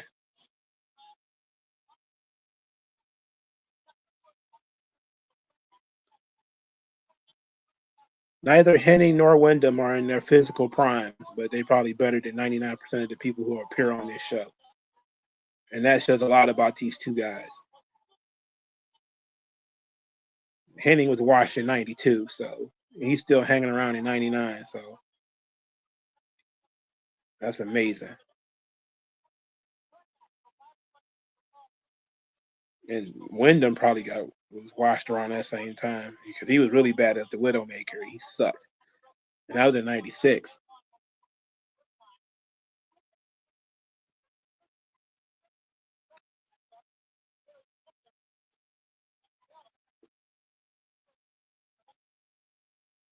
Wyndham looks so nervous.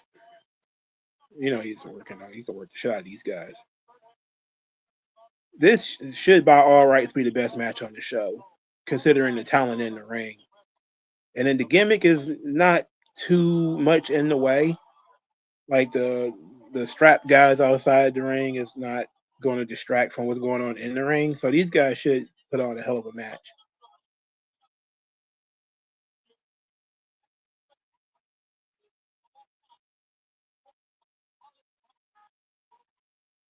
I genuinely do not care about Flair and Hogan. All right, genuinely do not give a fuck.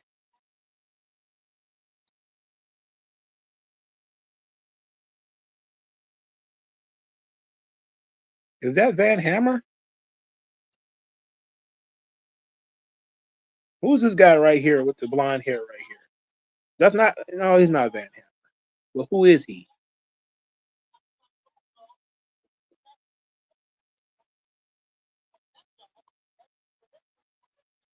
Let's get this thing started, please. A bunch of jabronis outside the ring with straps. Wrestling is a weird place where Bill DeMott was able to have a job for so long and then had a job training wrestlers. Oh my God. Considering how bad he was at pro wrestling.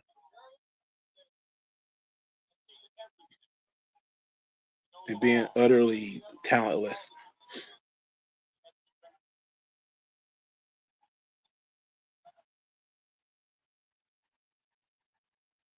Oh, here comes Arn Anderson. He's also wearing denim.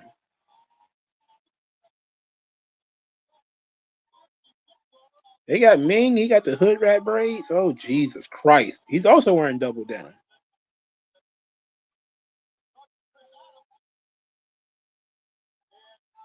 Oh, gentleman, Chris Adams is out there? Oh, well, he was. Oh. Why Chris Adams had to leave? Why can't Prince Iakea leave?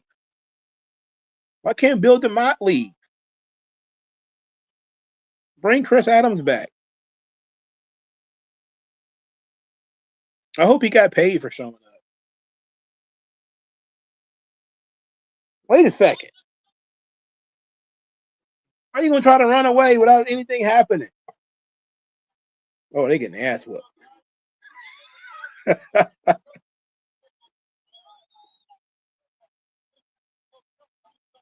Oh shit.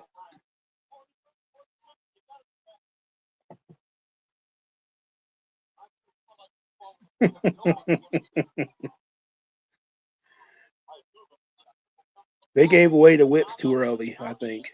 They should have waited a little bit.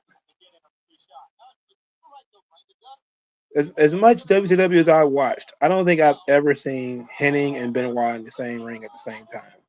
And if I have, I don't remember it. And I don't understand why I don't remember that.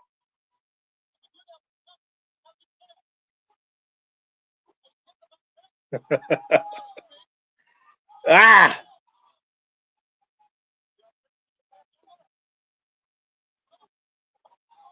Hennig still taking crazy bumps. Bad back and all.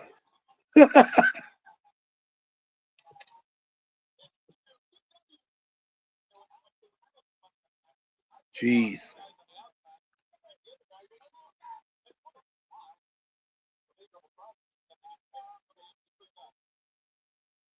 This feels like Kevin Sullivan was booking this because the old guys were still hanging around. As much WCW I've watched, I don't think I've ever seen Barry Windham and Chris Benoit in the same ring at the same time. The bad guy keeps going outside the ring. You're doing it too much. They beating their ass.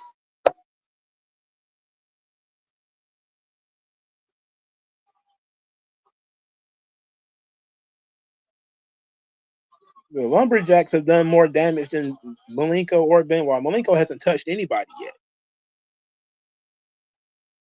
I would rather get hit with that strap than let Benoit chop me. I can tell you that. Them Benoit chops feel like a shoot, brother.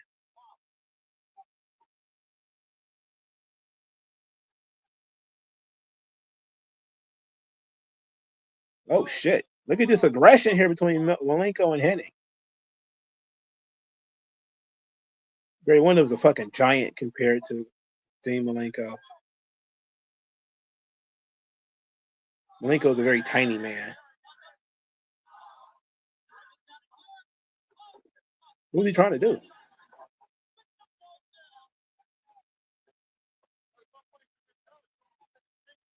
This is a really interesting set of circumstances we got here. They look like a legit tag team too. They actually, you know.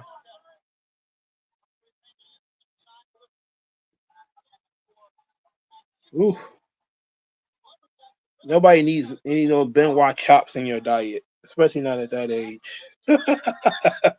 Ooh, nice DDT there by Barry Windham.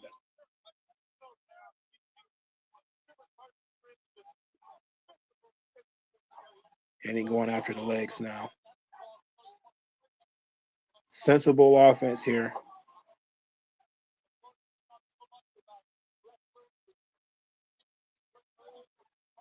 Wait. Oh, not Benoit getting whipped. They didn't even. I don't think they even told us who these goddamn jabronis is outside the ring. I guess we're supposed to know. But there's like a guy who looks like Bob Holly from behind back there, and I know he's not Bob Holly. Who the hell is that guy? And there's another guy who looks like a bootleg Van Hammer. Who the hell is that guy? Who are these people?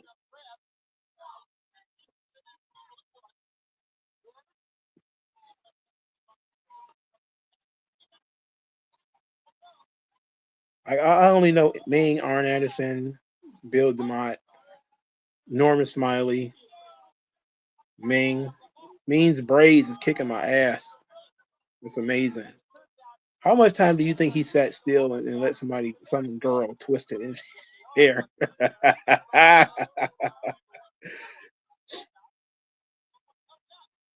Imagine Ming going to the hairdresser. Give me the Maxine Shaw. To Tachina Arnold.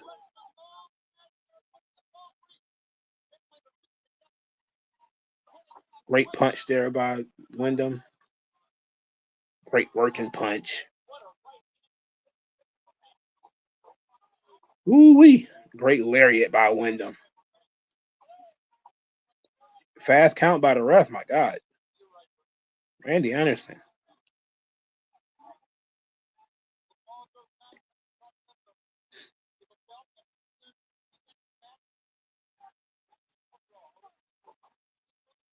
Barry Windham wrestling in these pants. Clearly, he hadn't been to the gym in a while. But then again, I mean, he's not in his prime, so it doesn't matter that much anyway, right? He's basically a name and size at this point. Benoit doing a hell of a good job here fighting from underneath. Nice lariat there from Benoit. Benoit's so fucking aggressive, and his stuff makes contact. That's the best thing about all these guys in the match is their stuff. Well, Malenko, not so much. But Benoit and Wyndham, their stuff makes a lot of contact. But it's not stiff. Oh, hell of a German suplex there on Kurt Hennig. I don't think he liked that, though. I don't know. I wouldn't be a fan of his German suplex if I got a bad back.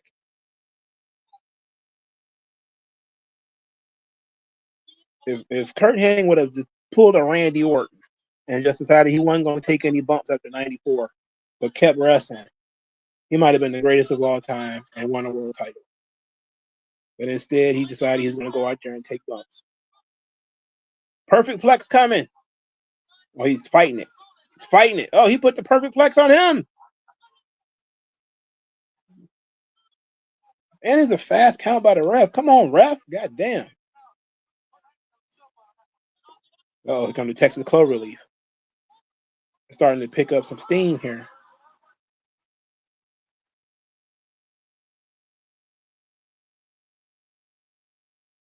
Okay.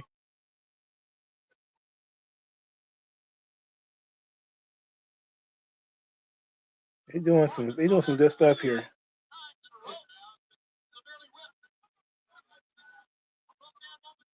What was that? Oh, now Malenko getting whipped for the first time. They stomping him too. God, I don't think stomping was part of the rules, brother.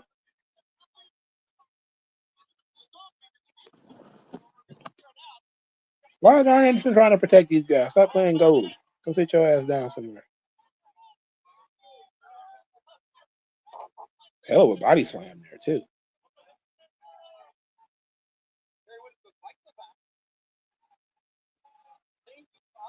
Wyndham is about as mobile as Kevin Nash was earlier. He's older than Nash.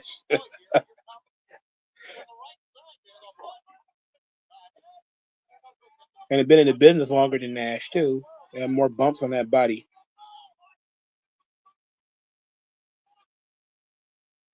But the crowd is into it. Ooh, float over suplex.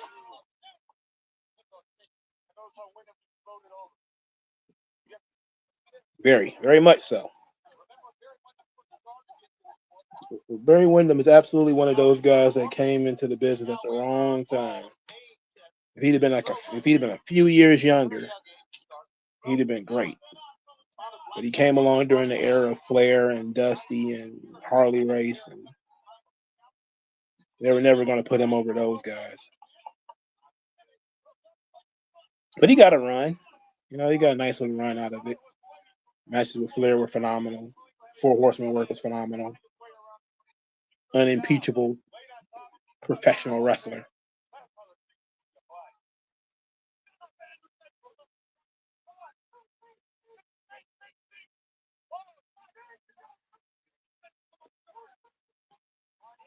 Look at how into it they are.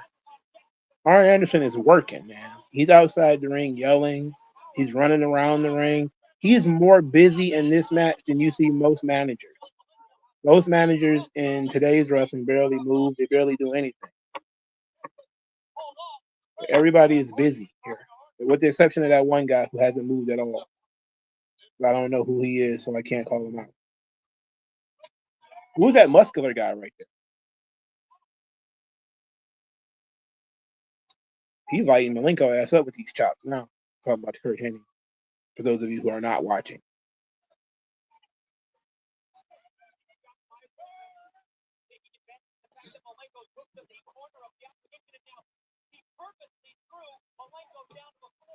Jeez.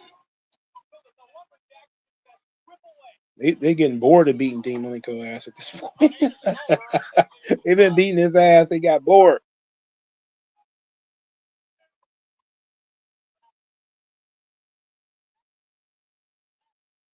Yeah, buddy. Yeah, Malenko's in the wrong half of the ring. He'd have been jumped. He'd have been sleepered. He just got lariated by Barry Windham. He's in trouble.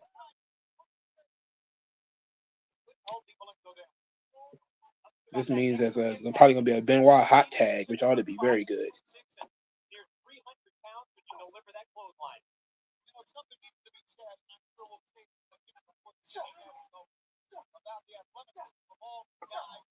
Wow.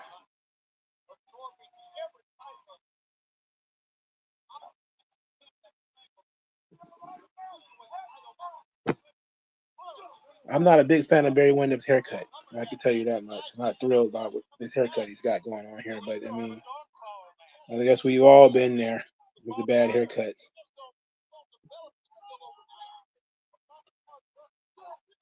Oh, he caught him. He tried to counter that shit. Malenko should have tried to tag out there. It was a mistake. Oh, look at this. Oh, look how he's fighting that bat suplex. Look at that struggle. That's what wrestling is missing today. The struggle, the fight, the intensity. You're seeing a lot of that stuff here. You're also seeing a little bit of the comedy with the way Hennig bumps. And the whole strap thing is comedy anyway.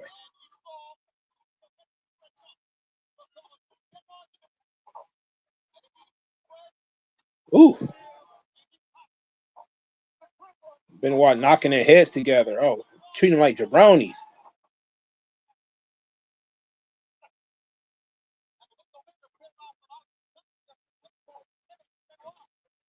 Ooh. Well, they both tried to kick each other. What is Malenko trying to do here with Hennig? What's he doing? Oh, suplex. Okay. Oh, shit. Wyndham got out of the ring. Oh, everybody's fighting outside the ring. What's happening? There's people playing defense? Yeah. Why is he playing defense? Get the hell out of here. Get out of the way.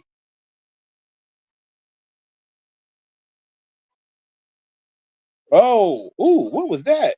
Oh, he got a belt. He just built.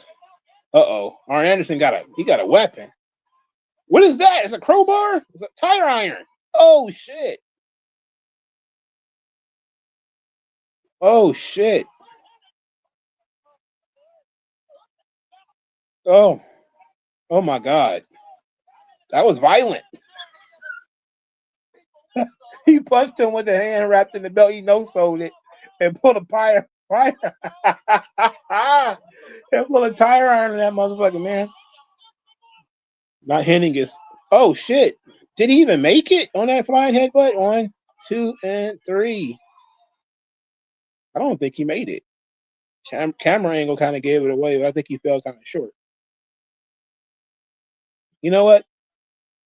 Fuck it. Best match on the show so far. Second best match on the show so far. I also liked Nash and Rey Mysterio.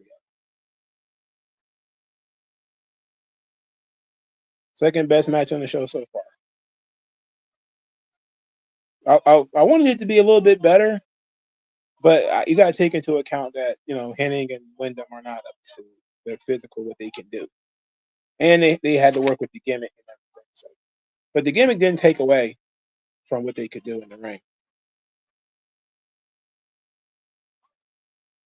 I want to see a straight up tag team match between these guys. Like, when did they actually wrestle in a straight match?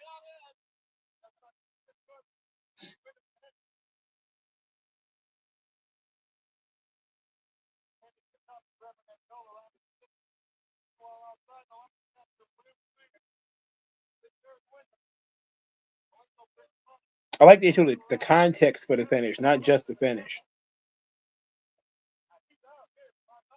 When they show the replay, they also show the context of the finish. Like, what happened that led to the finish.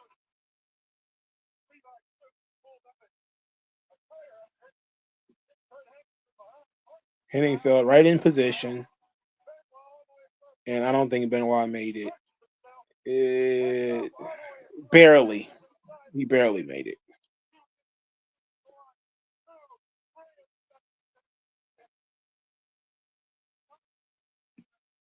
All right. I think this show might have peaked, bros. I don't think it's going to get much better than this. Maybe Hogan and Flair, they're going to pull some magic out of their asses. We'll see. What's after this?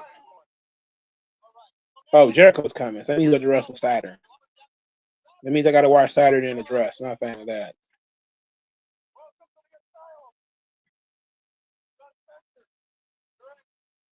I haven't seen a young Chris Jericho in over a year. I don't know when the last time I've seen a pay-per-view event that had Chris Jericho on it, and he wasn't 50. For fuck's sake. That just goes to show, like, when I watch wrestling, I don't even watch, like, WCW and stuff. He's wearing a poncho?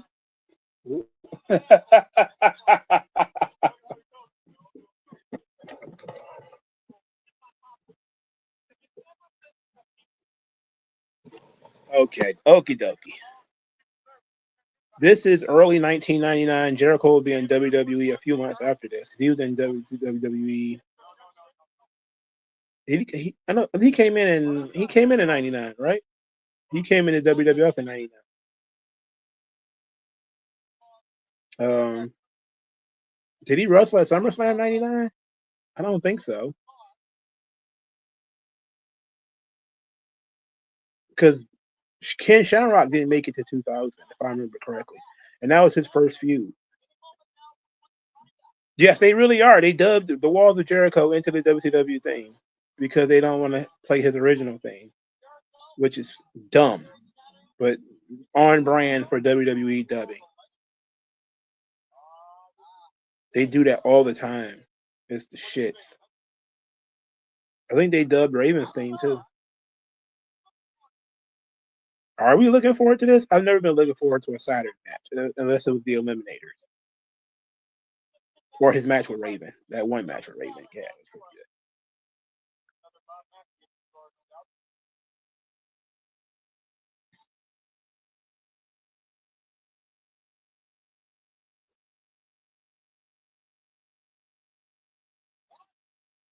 You can't even hear David Penzer in that arena. The 90s was a weird thing, man. You go back and you look at Perry Saturn dressed like this. It was weird for the 90s. But he looks like a kindergarten teacher today.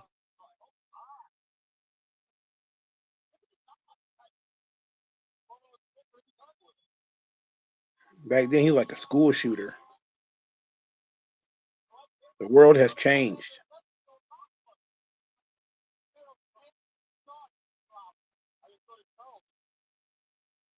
And ooh, he got eyelashes on too. What the hell? Yeah, this is very much Rocky Horror Picture. This is gross.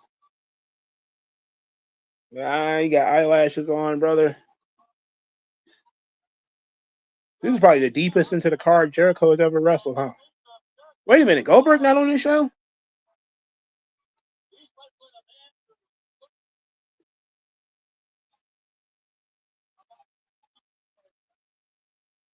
Oh no, the green eyes. WG feels says WWE gets hate first having Saturn do antics with the mop, yet WCW put him in a dress. I think the dress thing was his idea, if I remember correctly. Yeah, I think the dress thing was his idea. I think he talked about it. Yeah, he didn't mind doing it. They put Vito in a dress though. That was weird. That was just as gross. I'm glad we don't do that anymore. We don't put guys in dresses. Now guys put themselves in dresses. And I don't get it.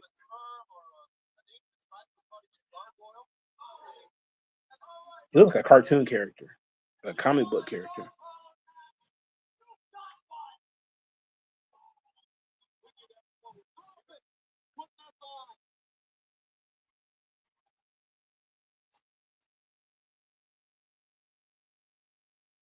Ralphus was a very old man, even back then. He had an entire head of gray hair.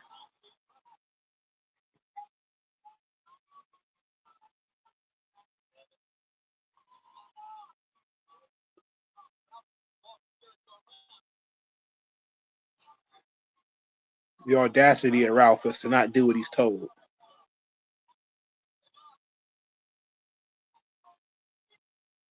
You know. Whoa, he just smacked Ralphus. Ball spot and all. Get out of here, Ralphus. It's weird because in the 90s, man, I thought if you were old back then, boy, imagine how old this guy was. Oh, now he's got a mouth guard. Oh, look at that.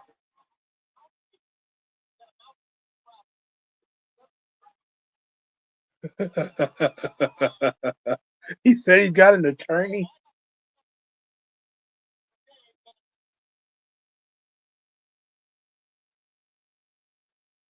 Jericho stalling. The amount of stalling you see from the heels on this show is very interesting because you don't see that much stalling today. But stalling is a useful tactic. It's a strategy for getting heat. But this, please stop. Get the camera off of Saturn's face, please. Come on. Cut me some slack. I don't want to have nightmares.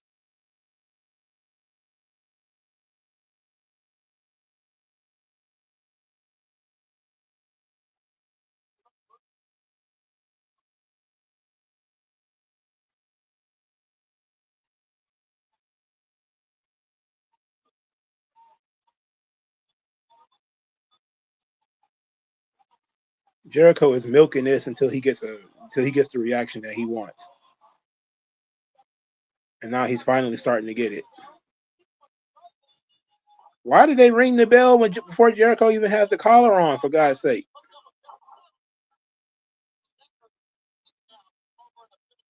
Jesus Christ, what are they doing? Oh, he's going to force it on him. That's not good.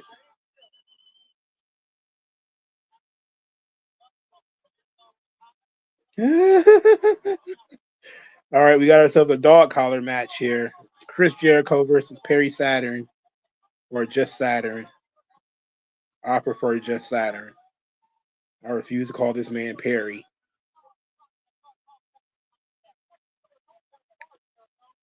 Jericho is great though. Look how he's like clutching the referee. He's doing anything to prevent having to work this match.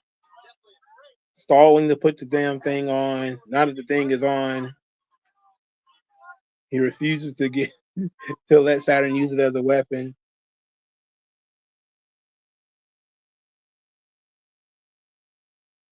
Now they're having a tug of war here.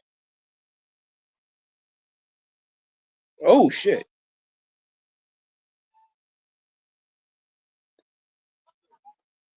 There is an obvious reason why I don't remember seeing this match before, even though I know I watched every WCW pay-per-view at least once.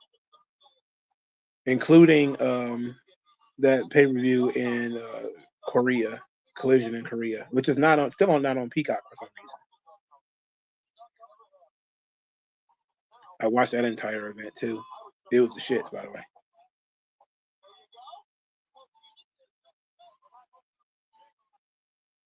Flair and Inoki was okay though.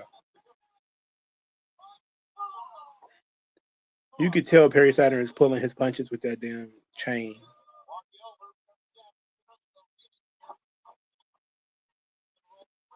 It's like Saturn is a really good performer, but the crowd just could not attach themselves to him.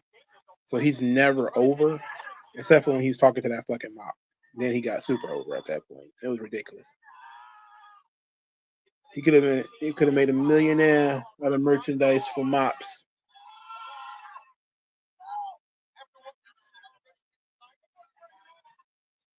Wow, he's trying to murder this guy. He's strangling the shit out of Jericho with this damn.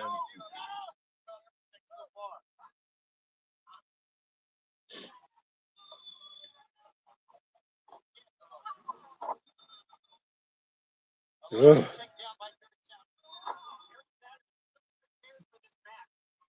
Were they going for like headbangers, gold dust? What were they going for with Perry Saturn? Really? Oh no, his hair is up his skirt. Jesus Christ.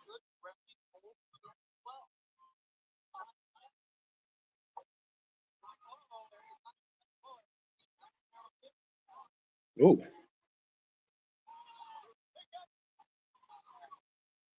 Perry Saturn is having his way in this match. I don't think Jericho has had any offensive moves so far.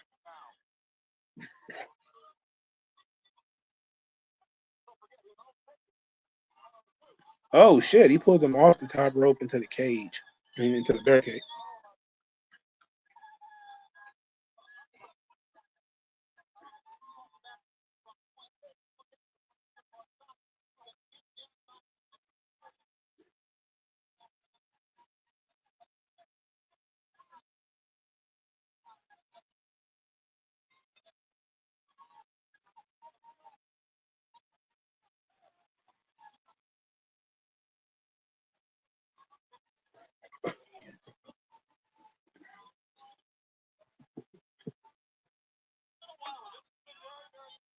Is it?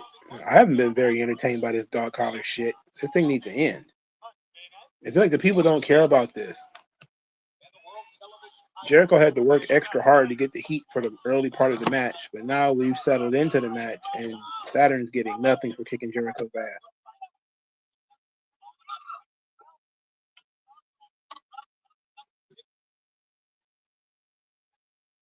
Maybe we should have went straight to the heat, brother. Right into the nuts. There we go.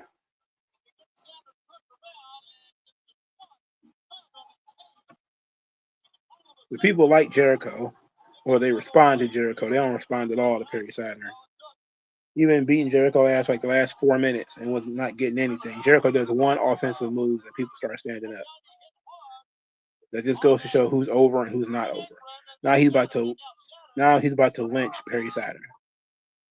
He's trying to lynch this man.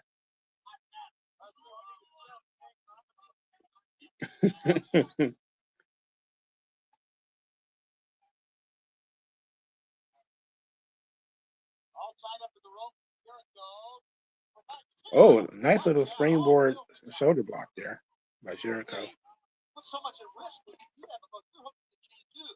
As you jump up top and he's on the outside, the chain get hooked up the rope, you can hurt yourself. Hmm. Yes, you can hurt Saturn because he's lost matches before. Come on. Ugh, you might like it.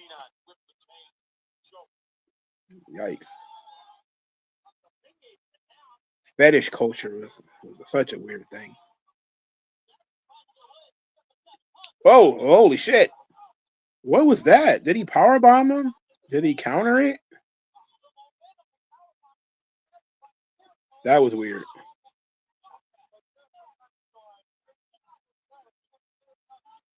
Did Jericho write about this match in his book or something? Because this sounds like something he would have wrote about.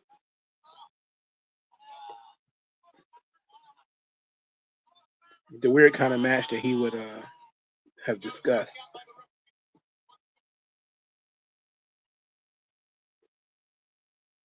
Now it's Hangman. Saturn's too heavy. Oh, nice counter there by Saturn. Into a small package? Oh, that's weird.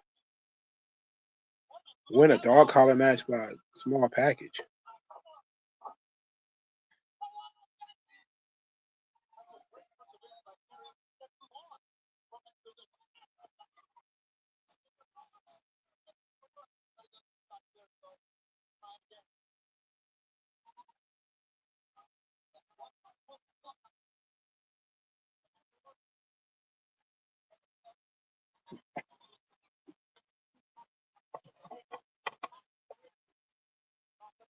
Oh, shit.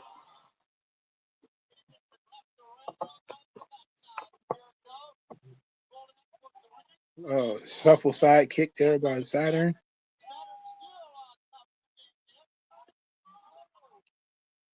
Yeah, this needs to end, brother. This is not very good. I gotta admit. This is not solid. They might have gave him too much time.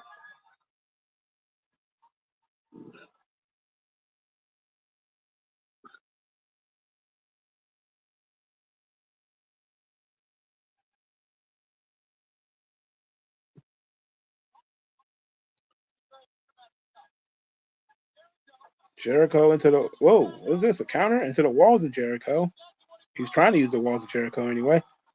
And look at Saturn trying to counter it.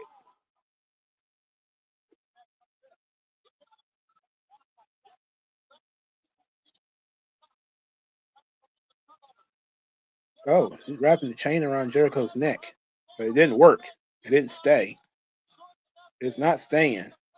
He can't reach now. And Jericho's turning over. There's a lot of struggle here. Look at this.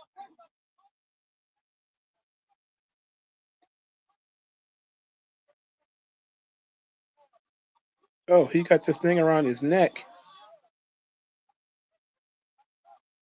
What? Jericho choked himself. That was actually an interesting little plot point they did right there, and the people didn't get it because they didn't care.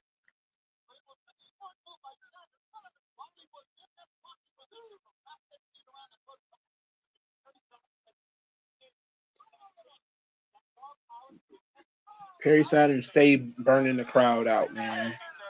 He be out there trying his best. That crowd just do not give a fuck. Uh-oh, Death Valley Driver. They cheered that at least. One, two, and he kicked out of his finish.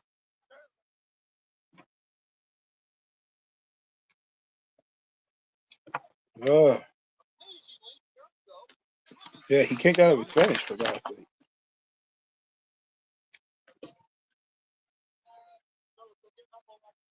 Yeah, they definitely getting up slower. The crowd didn't seem to give a shit about this at all. Oh, Jericho has countered the Hurricane Runner from the top rope into a power bomb. Kind of sloppy. Ooh, he kicked out of it.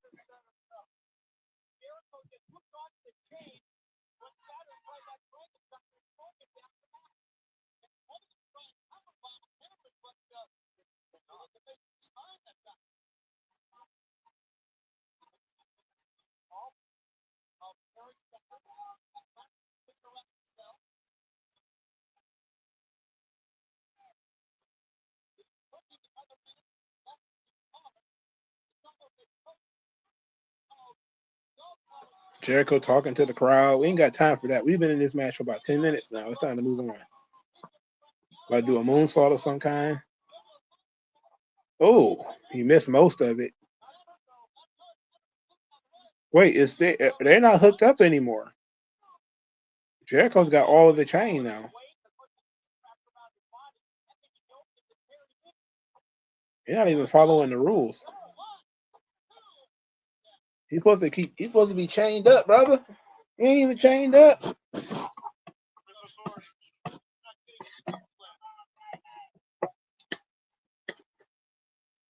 Fuck it. The rules are broken down again. For the third time tonight. Jericho is wrapped in chain. He's about to jump off the top. And he missed. His entire body is wrapped in chains, so I know that hurts. Another Death Valley driver coming. And that's it. Saturn wins. And they're clapping, but they don't care.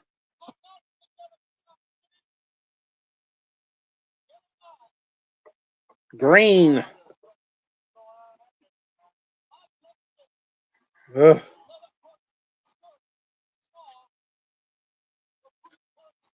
The freak Perry Saturn. Oh my God.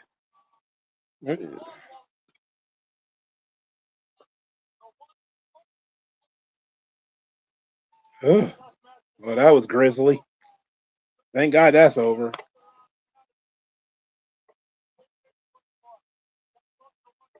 You know what the interesting bit is? I haven't seen the US title or the TV title yet on this show. There is 45 minutes remaining.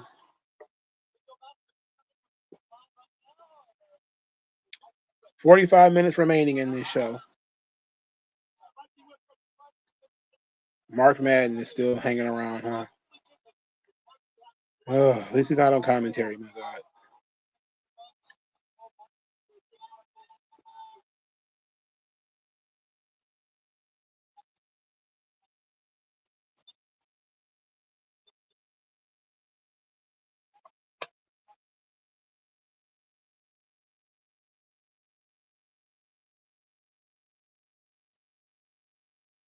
He's too cavalier about losing, and I don't like that in wrestling. I don't like when guys are like, I lost, man. That's okay.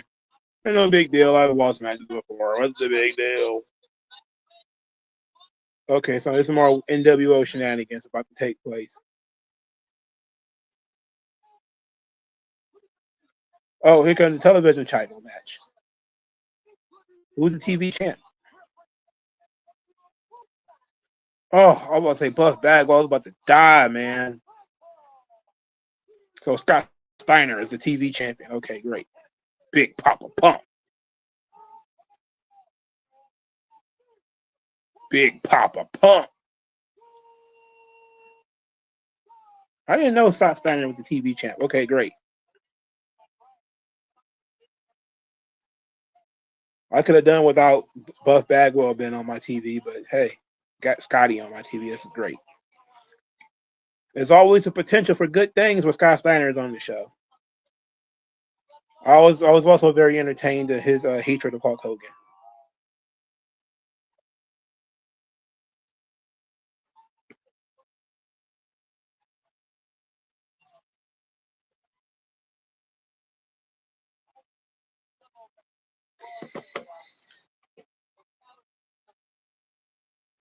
Steiner fits in the NWO, man. He has I hate to put him in the Wolf Pack. Buff Bagwell does not fit anywhere.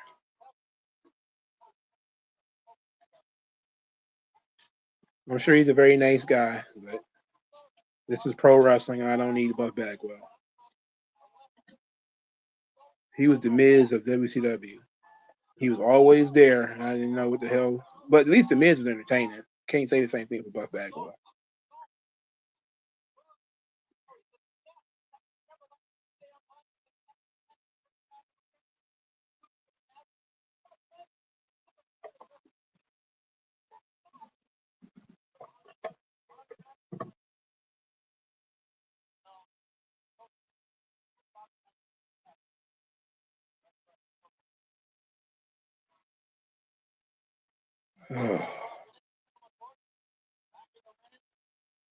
Jesus Christ. Oh, it's Scott Steiner versus Booker T. Okay. Sweet. This ought to be good.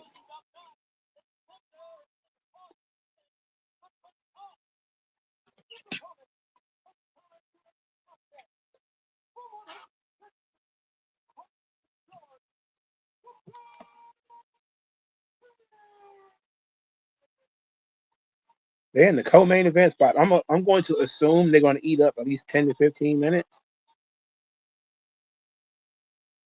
So I would imagine Hogan and Flair is after this.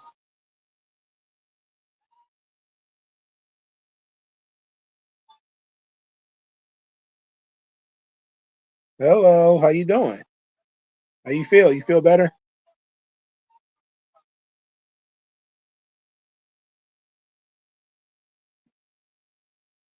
Why both Booker T and Stevie Ray got those stab marks in their back?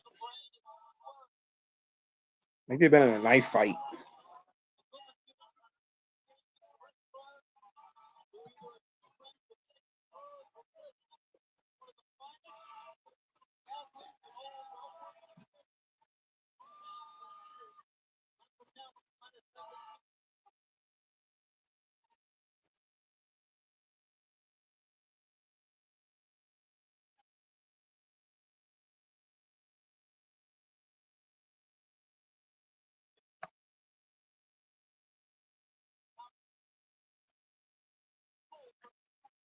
Oh shit! What's going on with Scott Steiner?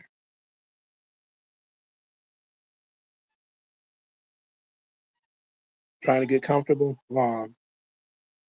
Hopefully you won't have to try too hard.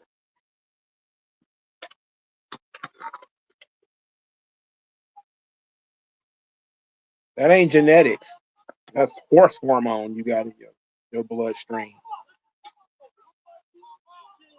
He got gorilla DNA.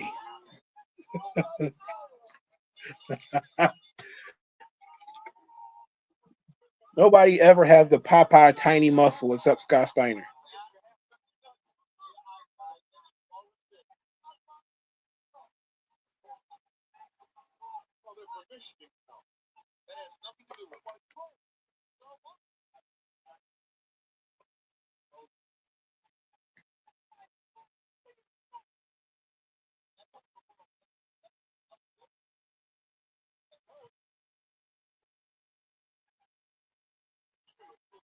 Can't wait for urgent care. I'm sorry to hear that. That's tough. He's more stalling. I told you guys earlier about the amount of stalling that these guys do on these shows. He says he's probably taking a human growth hormone. That's why he's so massive. Also, will explain why he was definitely on steroids. He can claim he wasn't taking them, but his mood was unstable. He's massive, beyond belief. It's just too much muscle on his frame. And the unstable mood, he was definitely taking steroids. But or it just could have been he was taking human growth hormone, which probably enlarged all his fucking organs, by the way. But the way his body was tore up a couple of years after this, he was definitely on steroids, especially all the weird muscle tears he started to get.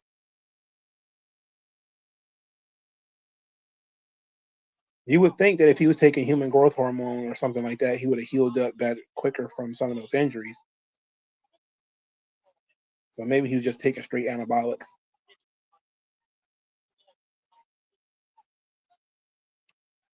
But he was certainly taking something. This idea that he wasn't taking anything is just bullshit.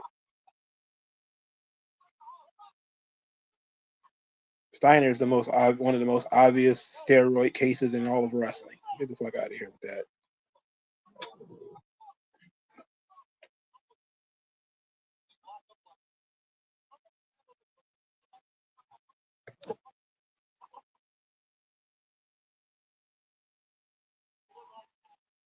How many push-ups did you have to do for your bicep to grow a bicep?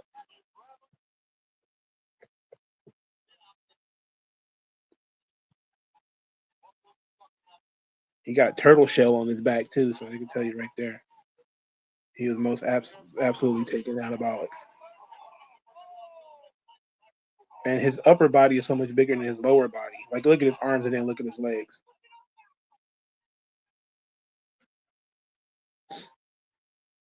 This is prime. This is prime Scott Steiner right here. This is before all the major injuries that he had. He can actually move and shit. I, on the other hand, don't give a shit about wrestlers taking steroids. I mean, it's their body. They can do whatever they want. But their body turns to break down when they start taking that shit. But the dead giveaway is when they have a gigantic upper body, but the lower body don't match. Like, same thing happened to Ray and Eddie.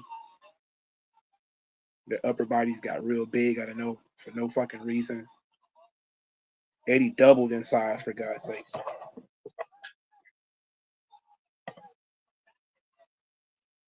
At least when you look at Scott in like 94 or 5, he's not much smaller than he is in 99. He's smaller, but he's not much smaller. So it's not like a huge drastic difference.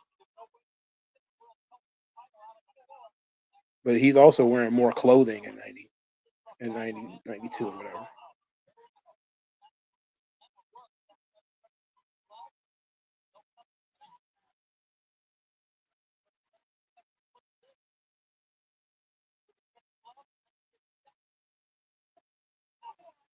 I wish they had started pushing Scotty sooner, man. They could have started pushing him in like after Hogan lost.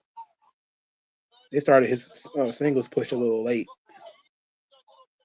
It was almost like as if that they were not going to use him like that, but the situation with Hall and Nash kind of forced it. But I'm glad they got around to it.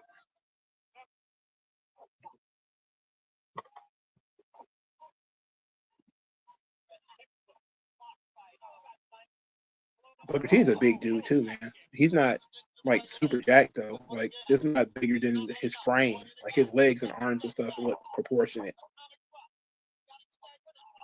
Ooh, what a clothesline.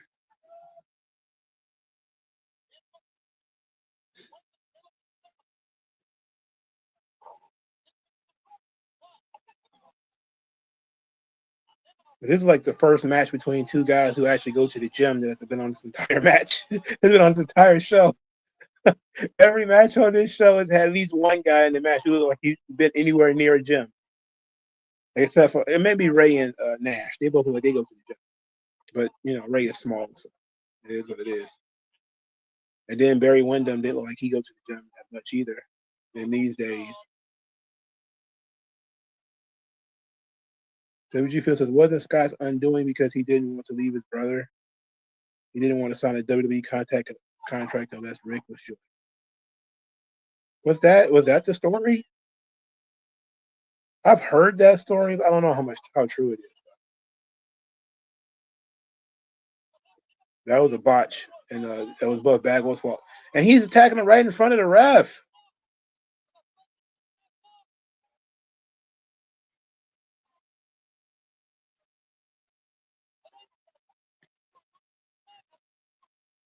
But when would that have been? When he was going to refuse unless they were going to bring in Rick? What year was that supposed to be?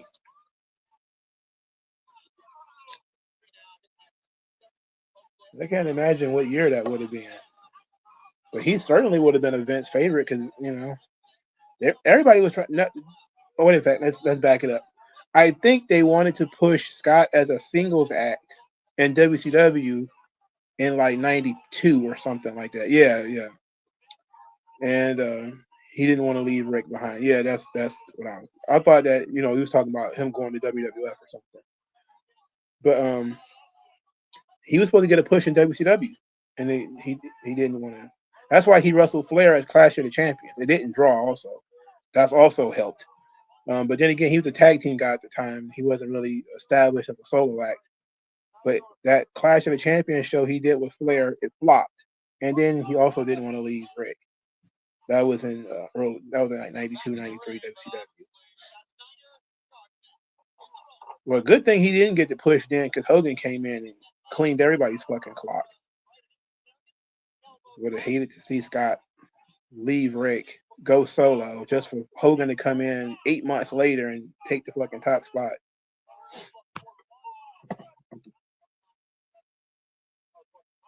I don't understand why they booked him against Flair anyway. I understand they tried to make a Sting thing happen again, but you're supposed to get that time. Sting was an anomaly. Is Sting on this show? How did I talk him up?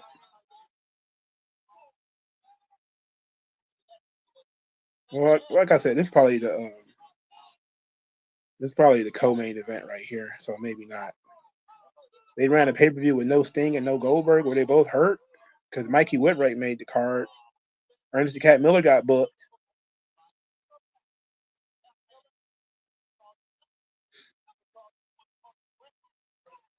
Whoa. Whoa. Gorilla Press Booker T.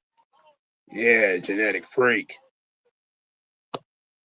WG Phil says it was also WWE. They wanted Scott, but Scott also wanted Rick along. But with WCW, Watts wanted to keep Rick, but he wanted to fire Scott, according to Rick. Ooh. I think it was Watts that booked him against Flair, wasn't it? Geez, this is the revolving door of bookers at the time. And no Bret Hart. Oh, I forgot Bret Hart was even in this fucking company at this time. God damn, that's crazy. Yeah, and this is before Owen passed too. I think this was in March of '99, and Owen died a couple of months later.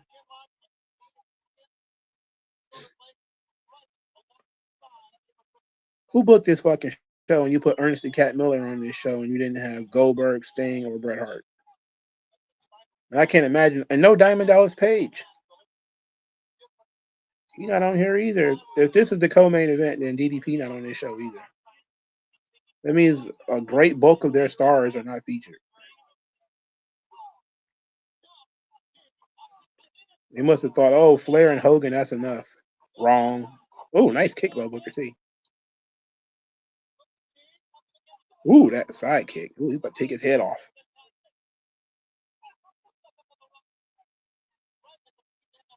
I know Scott wanted, Bill Watts wanted to fire Rick, not Rick, but Scott, because of the stuff he was talking about with Eric Watts.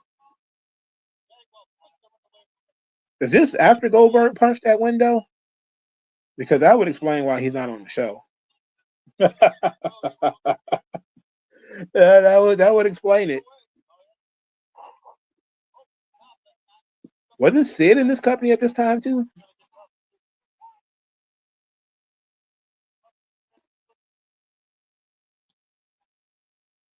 I'm just thinking of people who should have been here. I know Hall probably had his issues. That's why he wasn't there. He probably gonna pop up in the main event anyway.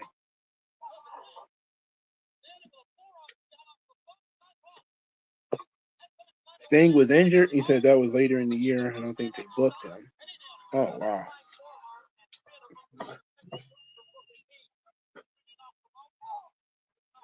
Sting being injured sucks.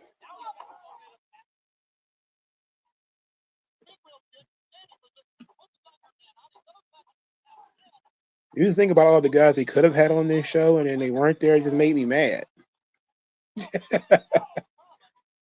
But Booker T and Scott Steiner are having a decent match.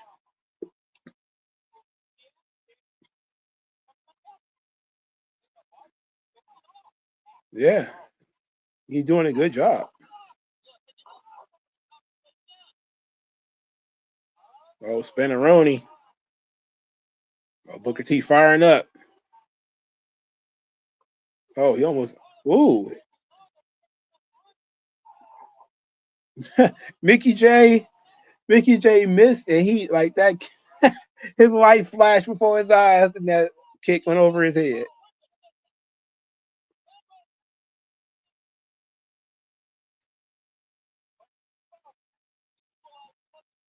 Oh, good lord. They had such a goddamn roster back then. And a lot of these guys are not featured, but we got fucking, what was that guy's name? Flynn something.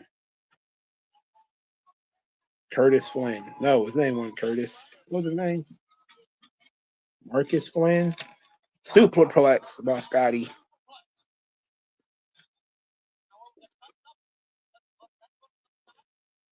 What are they doing here?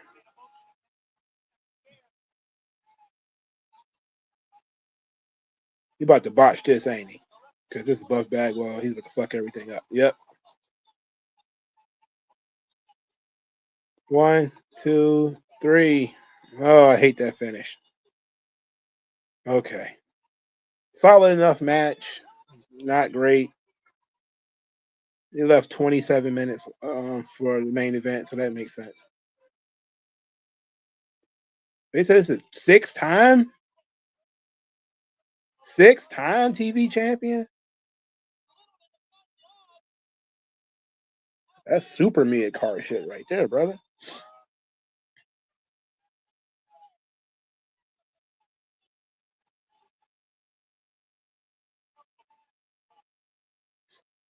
Six times the TV champion? Oh my God. That's a lot. That's more than I thought. Jesus Christ. I mean, his time in the mid card was extensive. Because he was like a 3 or 4 time US champ too, wasn't he? Extensive mid card time. But him and Steiner are essentially built together, so it made sense that they were the last two guys to hold the belts. I hate Buff Bagwell so much.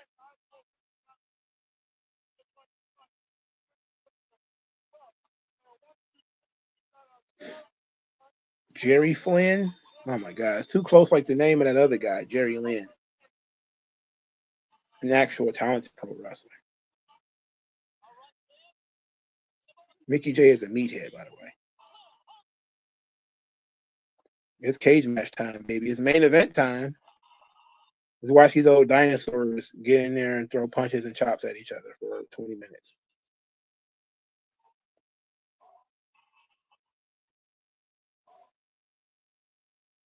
So he spent 3 years in the mid card as a solo act. That's about right. That sounds about right. That's about a right amount of time to be in the mid card, actually.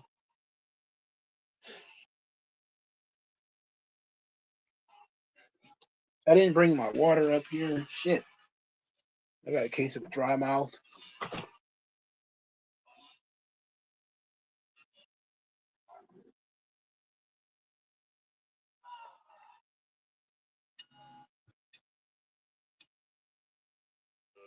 Steiner and Buff Bagwell are still out there.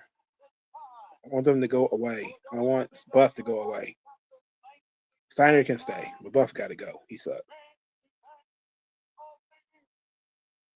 Why would you bring that tiny ass sign? Take that tiny sign down.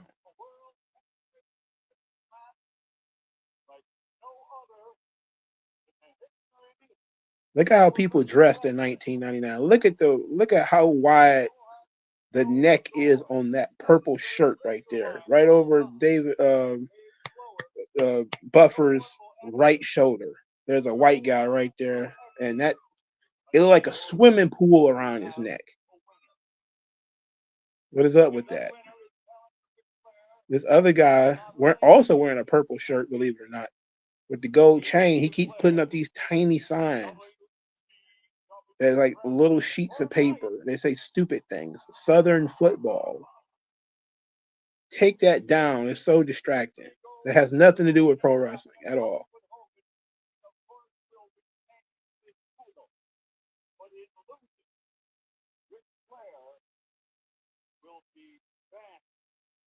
Oh, wait.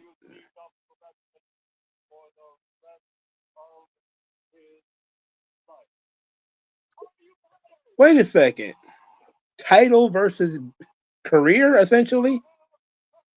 And now I know Flair wrestled after this. So, oh boy. How did they finagle their way out of this?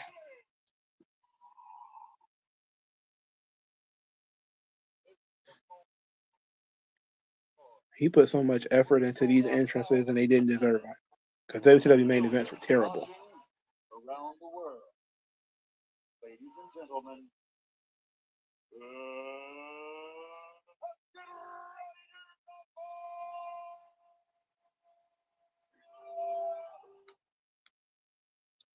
I always appreciate how much effort Michael Buffer put into these events.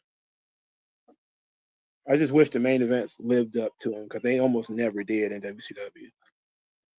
Despite all the star power they had, their main events was almost routinely bad.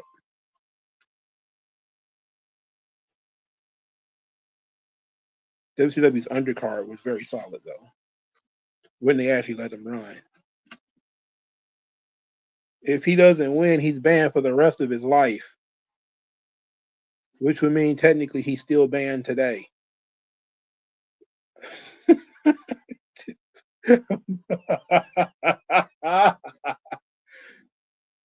But we know this is false. They spread nothing but falsehoods.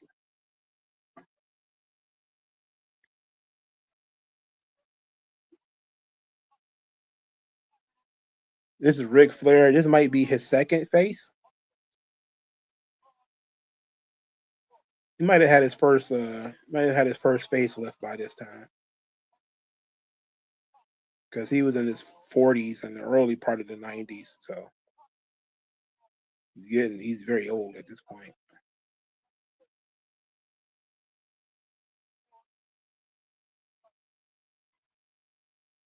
Is he trying to take the microphone from Michael?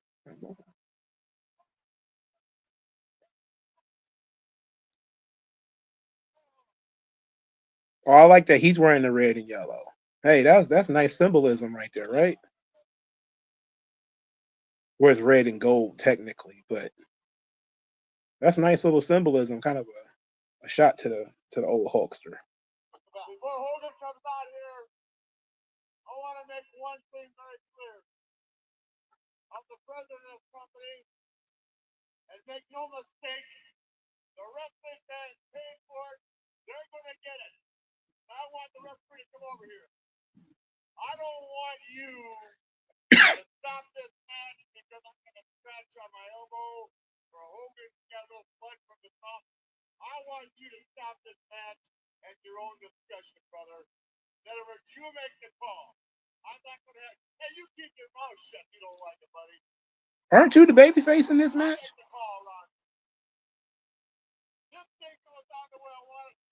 Why did he tell him not to stop the match for scratches and then say, hey, it's up to your discretion?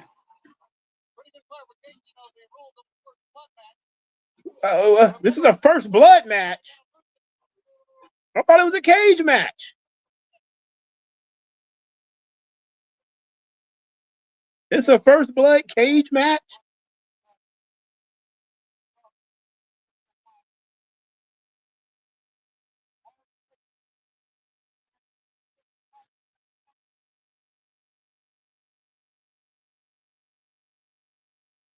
Oh no.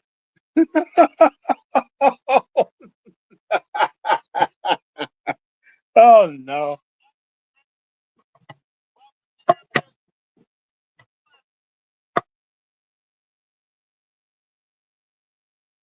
Oh my good God. What the hell is going on here?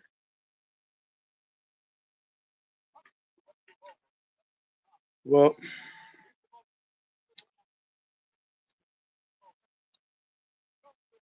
so Hogan's in the Wolfpack, which is ridiculous. That doesn't work. He was healing it up earlier, winding up Stevie Ray and Vincent. Now he's the babyface in the main. That doesn't make sense. This is stupid. This is dumb. They can't keep things consistent even throughout the course of the night.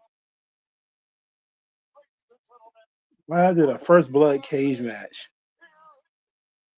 That's crazy. That's just crazy talk. But this is the 90s, man. They did weird stuff like that. Double gimmicks, triple gimmicks. Hogan's immaculate tan. Everybody needs to learn from Hogan how to tan. Hogan looks like he's from Harlem out there. You feel me? He got a Creole tan.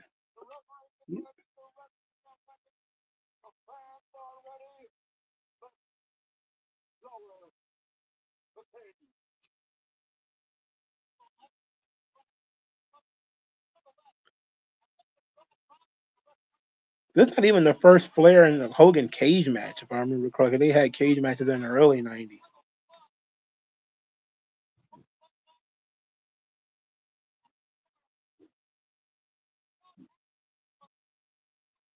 The cage gets an entrance, bro.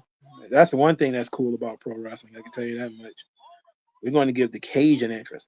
That's going to be giving ladders entrances, bro.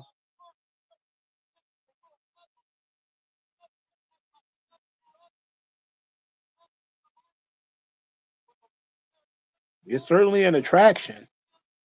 I don't think anybody would have cared to see these two guys wrestle on a one-on-one match. I guess if you put cage and barbed wire and blood and everything in. But Flair were bleeding a regular match, so I don't see how this is special. Okay. 50-year-old Ric Flair is in the main event with barbed wire in a first blood match with Hulk Hogan.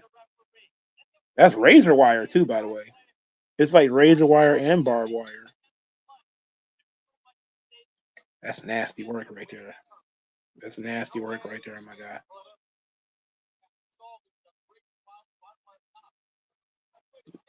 That's different stuff, by the way. The razor wire is just extra. It came cheap, I guess. You ran out of barbed wire, huh?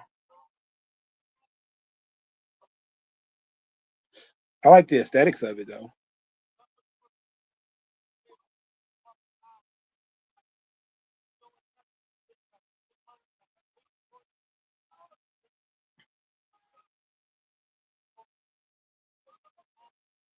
He got a side headlock on a man in a cage match. This is crazy.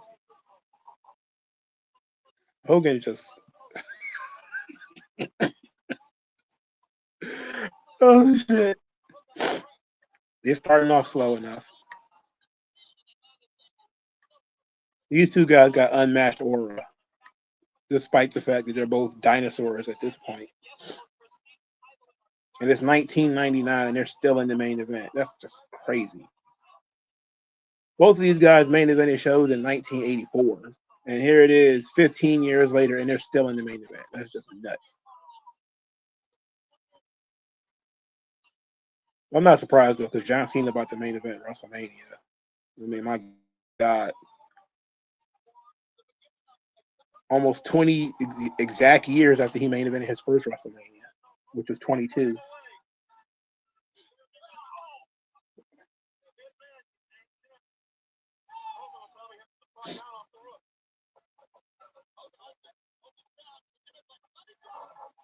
I don't think Cena right now is as old as Flair is in this match. He might be as old as Hogan is in this match.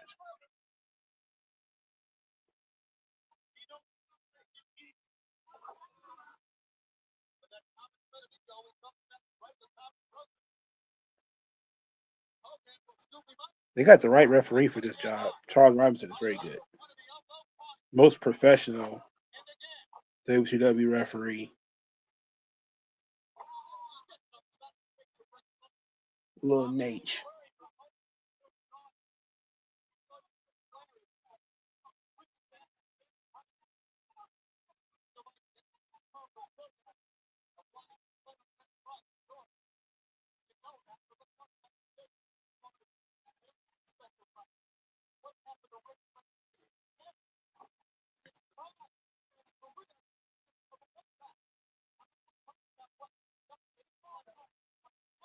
David Flair is one of the single worst wrestlers I've ever seen. He's up there with it's a tie between him and Eric Watts to being like the worst wrestlers, the most useless sons of bitches of all time. And David San Martino, he was very bad too. And Hogan was chopping the shit out of Flair.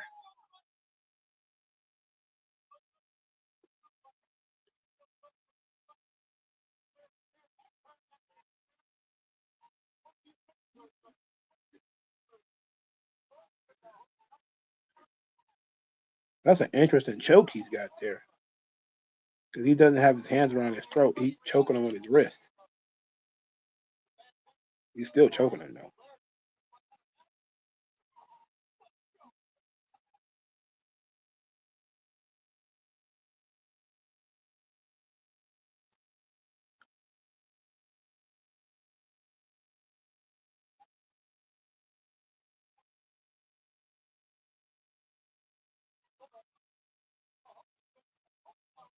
Oh, my God. He put a figure 4 on Flair. This is crazy. I actually like how he did it, too. Certain guys can't do moves at all. I'm surprised Hogan can execute a figure 4 without his bones falling apart. Well, Hogan was surprisingly still well put together at this point. He could still move.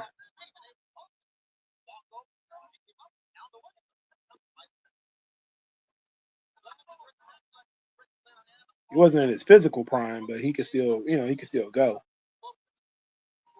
As proven by as proven by some of his performances in the 2000s.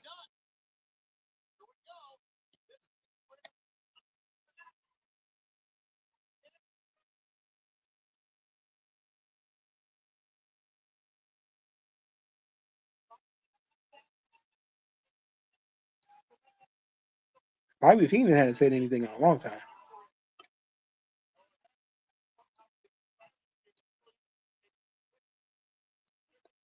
Oh, he's biting. He's biting him, ref. Well, I guess it's a cage match. It's not illegal, but it's gross. Stop the biting.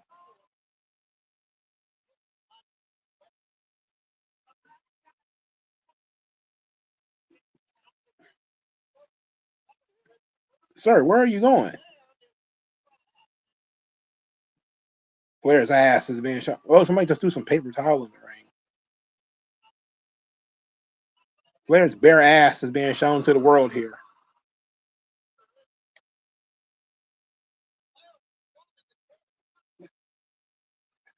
Well, that was weird. I know Rick Rude liked that spot, but I didn't know Flair liked it.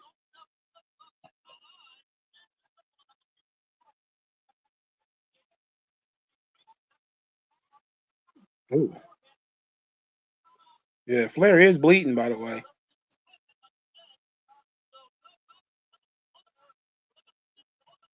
Because his hair is getting a little red. Oh, no. He's grabbed the barbed wire with his bare hand. Oh, he's wearing gloves. God. Yeah. Oh.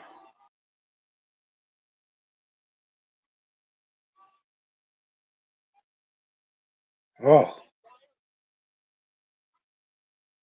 Charles Robinson going to let Ric Flair bleed to death before he calls the end of the first blood match. Very weird. I guess we're just going to be going till whenever.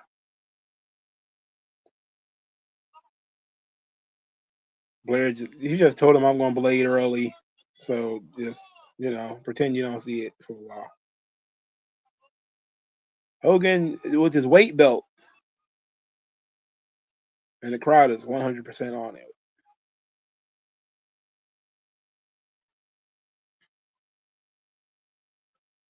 Trying to push a tomato through a screen door.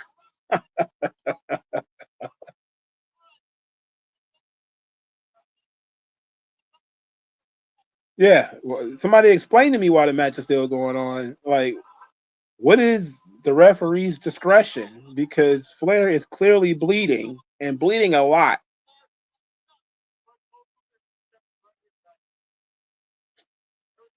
Not a little bit. Not a scrape. A boxing doctor would have stopped it by this point. And, oh, big leg drop. Holy shit. No pinfalls. No pinfalls, Hogan. You know that. You don't want to agree to the rules, brother.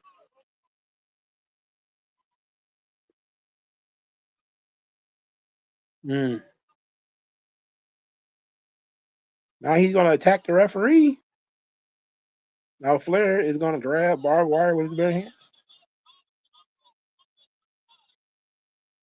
Oh no, he got some kind of foreign object. International object.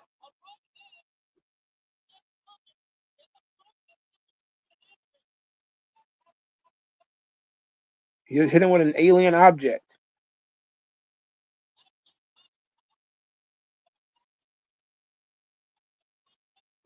Is Hogan bleeding now too? Yeah, buddy. All right, so now how did you win the first blood match if everybody in the match is bleeding? Oh no, here come that dork, David Flair. Oh shit, Tori Wilson was hanging out with David Flair? I didn't know that.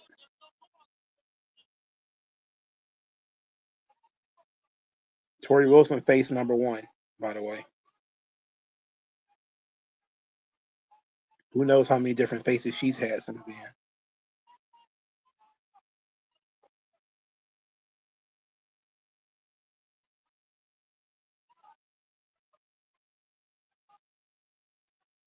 Look at David Flair's arms and wrists and elbows and tell me that guy looks like a professional wrestler.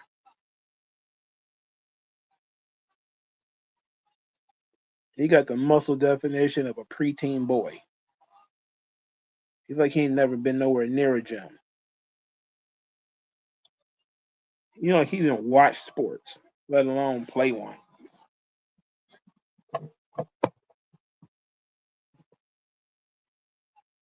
Oh no, Rick.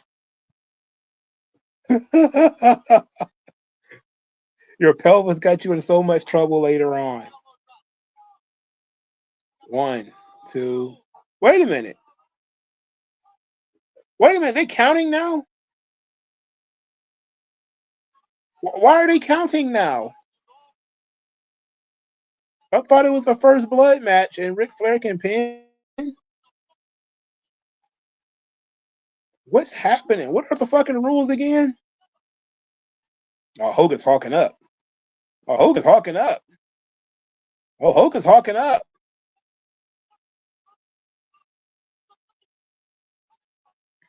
Oh, he no sold that chop, baby. You.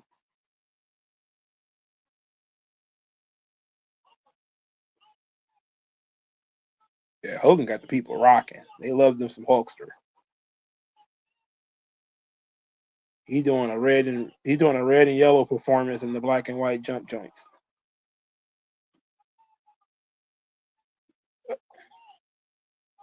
What in the hell is going on? Is Charles Robinson a Rudo or something? Is he a heel referee?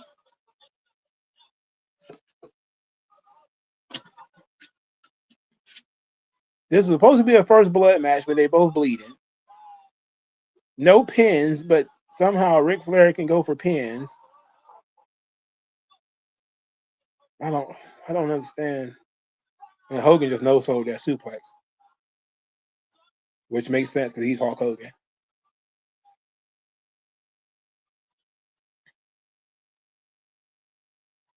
Inconsistent rules is just crazy shit right there. That's a WCW classic right there.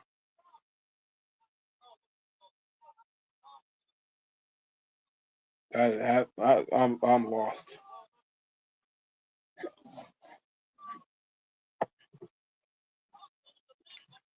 Oh shit!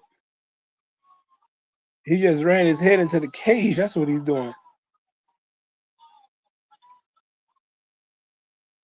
Oh, okay, yeah. Okay, the little Nate. Okay, the little Nate angle. I get it. I thought that was later in WCW's run, but okay. Now he's just openly trying to help him.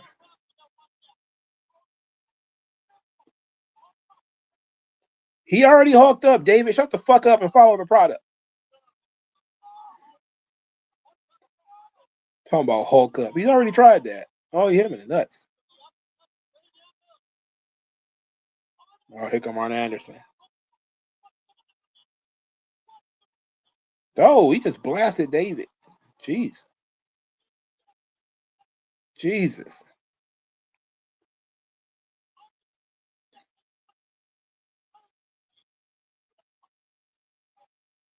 What is Tori doing?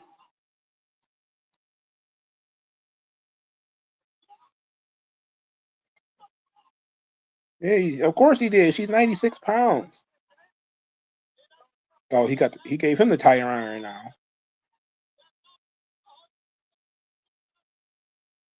Bink. Why is he hiding it? Why is he hiding the weapon? This is clearly legal for him to do so. Oh, this is the start of the story where Flair going insane. Okay, I thought that was already going on. Huh. Fast count. Jesus H. Christ.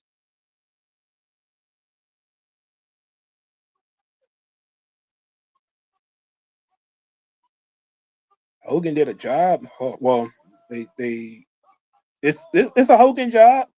Outside interference, fast count from the ref. Inconsistent rules. Yeah, that sounds like a Hogan job. Yep, Hogan will only do the job if you do all this stuff.